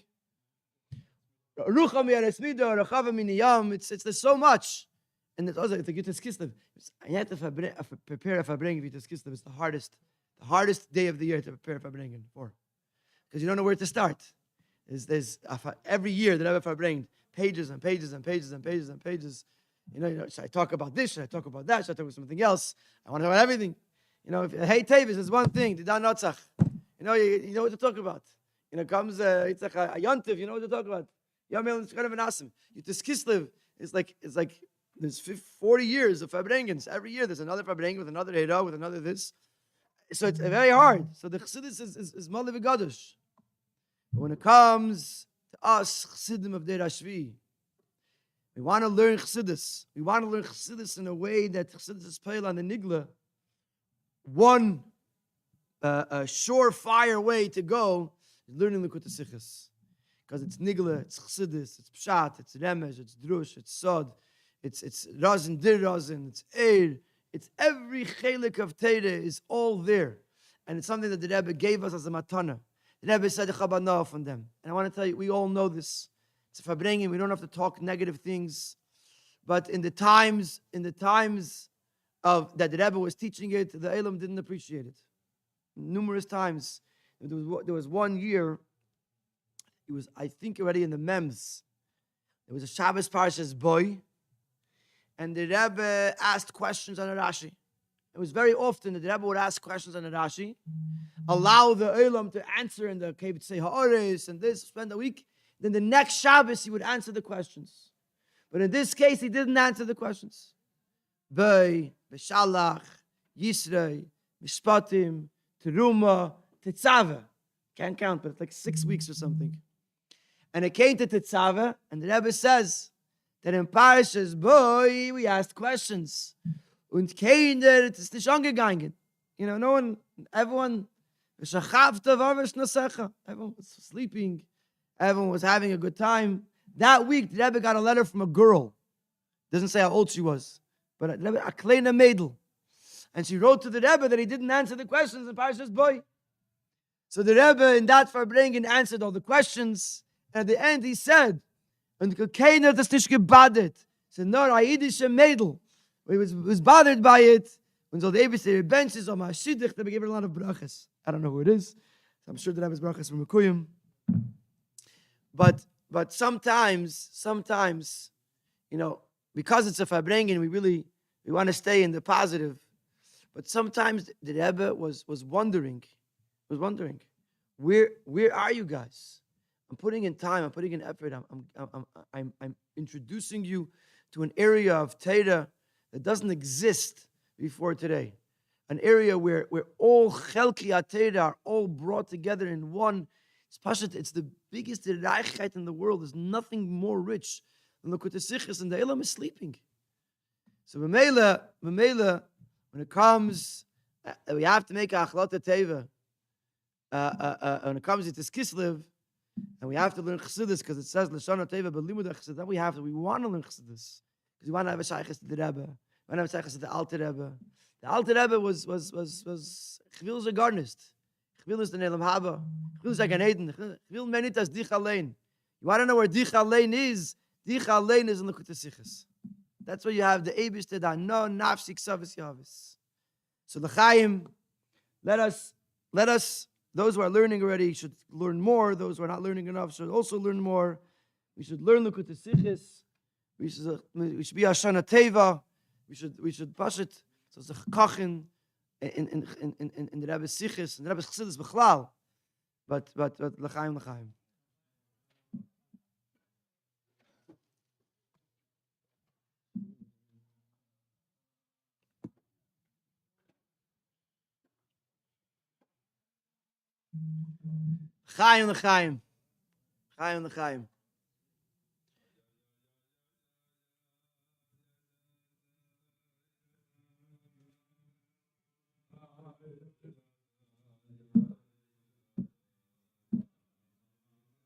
Oh, so far, Yossi. So far. Aber sehr weit.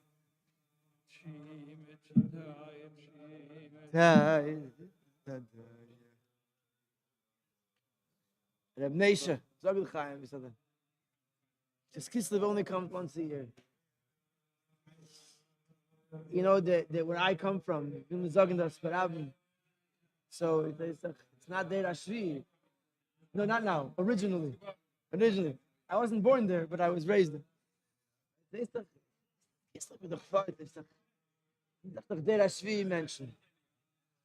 truth is like this: as Deir Ashvi, Shvi L'Rish. And every Rebbe is in the Malam Mokim. Of the name before, they said the Rebbe is Kedel him all the Deiris. When it came to Hey Tevis, the Rasha came over to the Rebbe. And Shabbos Tes Kislev, Mem Vav. The Rebbe said, "I'm a chacham mit Shver," all the way to the Alter Rebbe. The Rebbe is synonymous with the Alter Rebbe. My hometown doesn't know this yet. It's ein Zach. Come to this Kislev. All about. Huh? How old am I? I'm 42. Huh? How old are you? Sounds like slacha.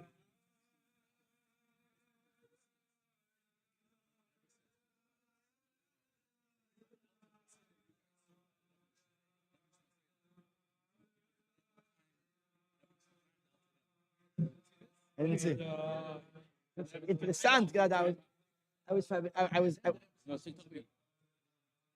went to Farbrengen into Ferris in Yeshiva, Yud Tes Kislev. So I pointed out to them that the Rebbe never saw the Rebbe Rashav. Because by the Rebbe there was only the Frierdiker Rebbe. In other words, yeah, exactly. No, I asked you, talk to your hometown.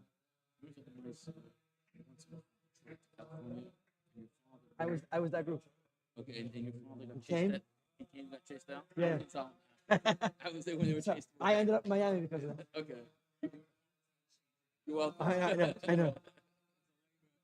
Hey, so sagst du Chaim ein bisschen. Die Gunde mal ein bisschen zu harzig, ein bisschen freilich sein, freilich in Dingen. I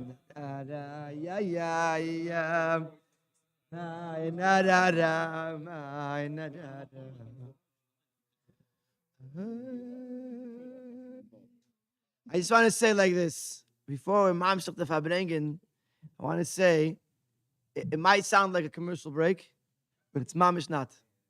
I mean it from the bottom of my heart. The Eibishter gave me a matana that I every day of my life I'm thankful for it. that I'm involved with something called Project Likutei Sichos. Project Likutei Sichos started last year, Yud Shvat. And the idea is, we started with whatever it is, Chelik Yud Aleph, to learn 2 sichos a week. And the idea is to go through, ultimately, to go through the entire Likutei Sichos. And without a question that by the time we get to whatever, Mashiach is going to be here. We're going to be learning Teira Chadash Amiti Teitze from the Rebbe. But Teira is Nitzchi, and Teira is eternal, and therefore, all the Teira that the Rebbe taught us is going to be just as relevant even after Mashiach comes. But here is something called, it's an idea where everyone together is learning the same sichos. So it started at Yud Shvat time for Shivim Shana, and every week there's 2 sichos, sometimes 3 sichos. I want to just point out that there's a website called prashalikutasichez.org. And on this website, there's many shiurim in different languages, in Hebrew, in Yiddish, in English, in French, Spanish, Portuguese, Italian, Russian, Li'ai and Hara. And there's also different types of shiurim. Like there's a shiur from the Panim of the Sikha. There's a shiur be'iyun, for someone who's looking for more. There's shiurim that are shorter, for someone who's learning less. So Amal, people say, this is the Bar Mitzvah Sikha. This is the Trachkut V'Zayin Sikha. You're looking for something inspirational. You want to learn a Geschmack Sikha. So this one, this is a Geschmack Sikha. The truth of the matter is that every Sikha in Likutei Sichos is a Geschmack Sikha. And every Sikha in Likutei Sichos is Negeya to every Yid and to every Chassid. Problem is, it's a hard Sikha. So what this project tries to accomplish, is that there's pashat many shiurim from different types of people, from different levels, different languages. So a person could listen. There's also on the website text resources, kitzurim, and PowerPoints and slideshows and Maramekaimis. I saw before he walked in here. I saw him for a few seconds and I don't see him anymore. He's a Teishav Ashchuna over here, Meishi Braud. Every week he prepares the pinuchim of the Maramekaimis, of the Haaretz. So if it says Ayin Likutei Sichos Chelik Vav or Ayin Psachim Daf Chav Ches Amud Beis, he prepares a PDF with all of these Maramekaimis, so that way it's easier. You don't have to open a lot of Svarim. There's some people they liked, and you open a lot of Svarim, it looks good. You have a whole thing. I open 17 Svarim, and it looks like I'm a Talmud Chacham. For some people, either you don't have this Svarim or you don't have this feeling for a lot of Svarim, but you have a zettel, and the Pashat collects all of the Ha'aris into one place, so you could learn the Sikh. There's a lot of good stuff on this website, and it helps a person learn Likutei Sichos. And I want to point out a few advantages of this project. Advantage number 1 is that there's a Seder. Which one? This week, Shad Chelik Tes Vav, Chelik Yud, Shad Chelik Chafei. So here there's a Seder. This week I'm learning this, next week I'm learning this. So it helps you keep a Seder Mesuder when you know. Remain organized. There's another advantage.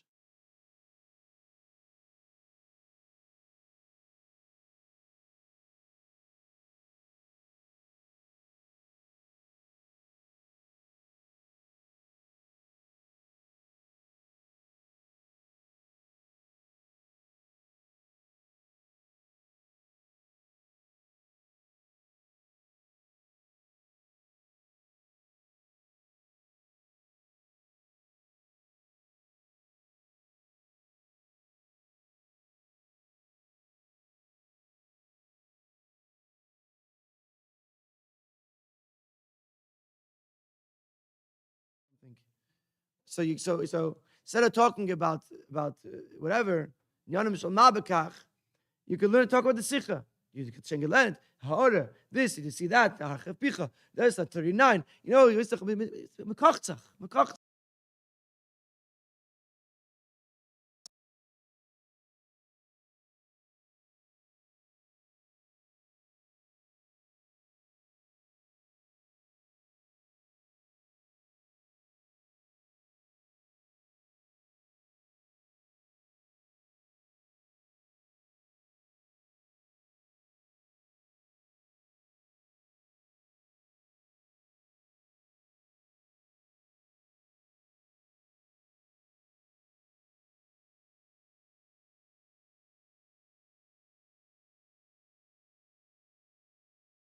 maybe you learned a Nekuda that you didn't chap.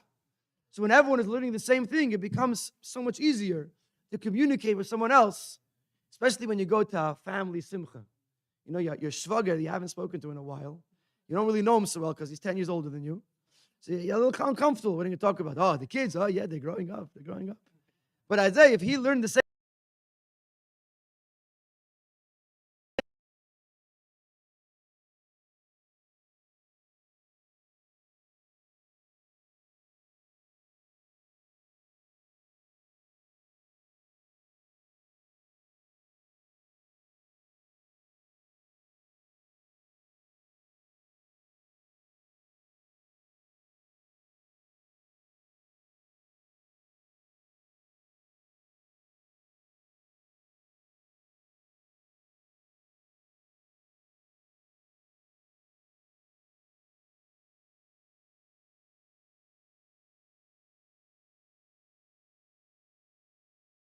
advantage that I think is another advantage, and that is that it's not uniquely to Pras or the Kutasichas. This is unique to anybody who was liegt in Chassidus, in the Rebbe's Teira, and the Kutasichas, and that is, what do your kids see in you and what you're doing? B'li Ayin Hara, when we started learning together, so I started Shabbos afternoon. I learn with my Rebbetzin, I learn a Sikha. Either before the nap or after the nap. But the nap still happens. But either before or after, we learn the Sikha and the Kuta Sikhas. And even if not inside, we learn outside. My kids know that sometime in Shabbos afternoon, the kids could already be, especially in the summer, they could be jumping on the head already. Shabbos, we live in a place, they don't really have any friends, they have nowhere to go. So if it's a summer Shabbos, you start at, davening ends at 12 o'clock. It's if I don't finish by 12 o'clock, the Olam is angry at me. So it doesn't matter. The sermon has to be shorter.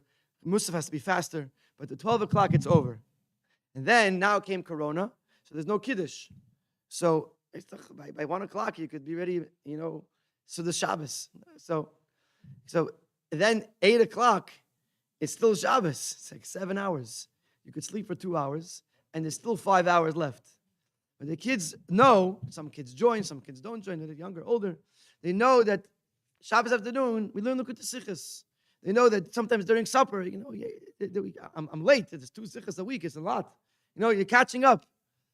So another advantage of taking a commitment upon yourself to learn a significant amount, 2 Sikhas a week, or even 3 Sikhas a week sometimes, is that the kinzet, your children see as the lepst, look at the Sikhas. You're living with the Rebbe. The reality of the fact is like this, is that we're walking around, some of us, with Elam Haza on our belt. Amol, when the Rebbe spoke about television, he said about television, that Amol, when you used to see a Kleister Rahman al-Islam, you would cross the street, because you didn't want to walk on the same side of the street.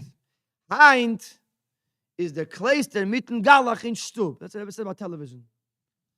So now it's much more than the Kleister mitten Galach. The Gans Elam Haza, even if you have a filter. Even if I have a filter.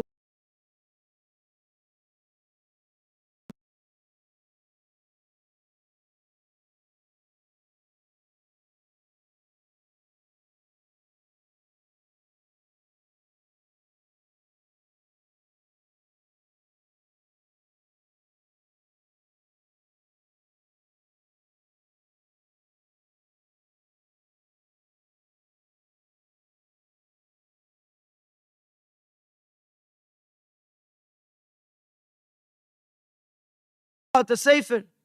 What do you kids see? My father, my mother, my father, my brother, my older. It changes the whole atmosphere in your house. It's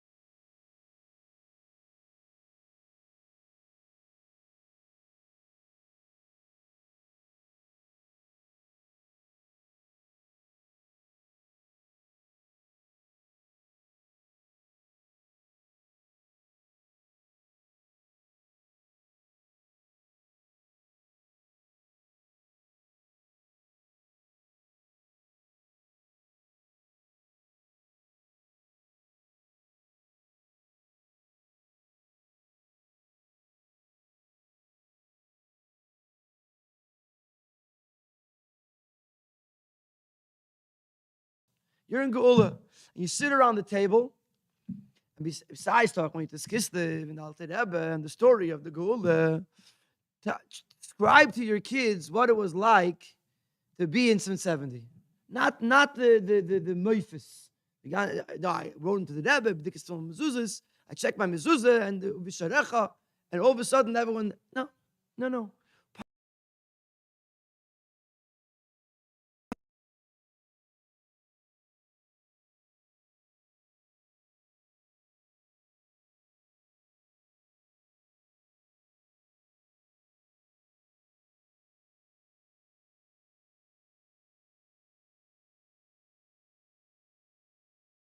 And Zeis Chanukah. So by those people who were Bachrim in those years, Zeis, especially them, Zeis Chanukah was a Yom Tif. So Rebbe's a Yom Tif. My father used to go every year, Zeis Chanukah to the Rebbe. So one year I was old enough, whatever, I was 7, 8, 9, whatever it was, he took me with him. And I remember, it was Kislev time. So there wasn't even a bima in the front of 770. You grew up that way. But for me, whenever we came for Tishrei, whatever it is, the Rebbe was standing on a bima. But Chanukah, Tashrim, and Vav, the Rebbe was standing on the floor. It was just a carpet, a rug. And till this very day, I remember the Al Nisecha. Whoever was started, Al Nisecha. Not a Meifis, it's not a this. It's just a regular day in 770. When you tell it over to your kids, like a shmak, a chayis, a memory, could be, it's ma'alam azman, ma'alam makim. You know what your kids see in you? They see in you as the leps mitten heaven. And for them, it's gold. You think to yourself, what's the big deal? The Rebbe came in, the Rebbe went out. What's the big deal? But for them, because they didn't see it, to them, it's pashit. Yikaraim ipninim. Pashit gold, it's more precious than pearls. So when your kids see you talk about the Rebbe, when your kids see you living with the Rebbe, when your kids see you holding a Likutei Sichos, when you go to the doctor's office, and you know that the doctors, for some fakakta reason, they make you sit 45 minutes in the waiting room for no reason, you come with a Likutei Sichos so that you shouldn't waste your time. I'm telling you where I come from. Now, not originally, but now I live near Lakewood. You see, the Elam comes with a Gemara. People come to the doctors, they come with a Gemara. So we come alam da iskalti. Come with a Likutei Sichos, and if we spend 45 minutes in the waiting room to learn a Sicha. To learn a Sicha, and your kids will see you're not fidgeting with your phone, you're not, you're doing business, das and Jens. Whatever, either you're talking to them and you're working and you're telling them how important they are to you, and answering their questions or doing a homework with them, or they're watching the Uncle Moshe that's on the screen, and you are holding Likutei Sichos in your hand, and you're learning, and it changes the whole house. They know that my father, my tati, is a Rebbe Yid. A Yid was slept mit dem Rebbe. See this Kislev today. This Kislev, the Alter Rebbe went out of jail. Chassidus went out of Golus and became Yafutzum and Esecha Chutza. Yafutzum and Esecha Chutza doesn't just mean, as in Welt, that you're going to find a Yid that in a gas station that didn't put on film. You put on film with him and you tell him a word. Yafutzum and Esecha Chutza means that in our life, that the mayornis of Chassidus are pashit, they're Yafutzu. They take over our whole being. That our life, yes, we go to business, we do our jobs, and we can enjoy a barbecue from time to time. And we're people, we're not changing. We are who we are. But who am I? I'm a Yid, I'm a Chassid. The Take, I know El Maza, and I enjoy, Das and Jens. But what makes me who I am? Makes me I am, and how do my kids see me? And what's the atmosphere in my house? As a chlev mitten Rebbe. That the Rebbe Sichos, Ma'amorim, whatever it is, it's not just important to me. It's part of my daily schedule. I live with it. L'chaim, my dear friends. What happened to the L'chaim? Where did it go? You drank it. Oh. No, I don't even see the cup. Anyway, L'chaim, my dear friends. I don't mean this as a commercial das. I mean to say, Pashat as a chaver, as a friend, that I saw it have an effect on me and on my kids.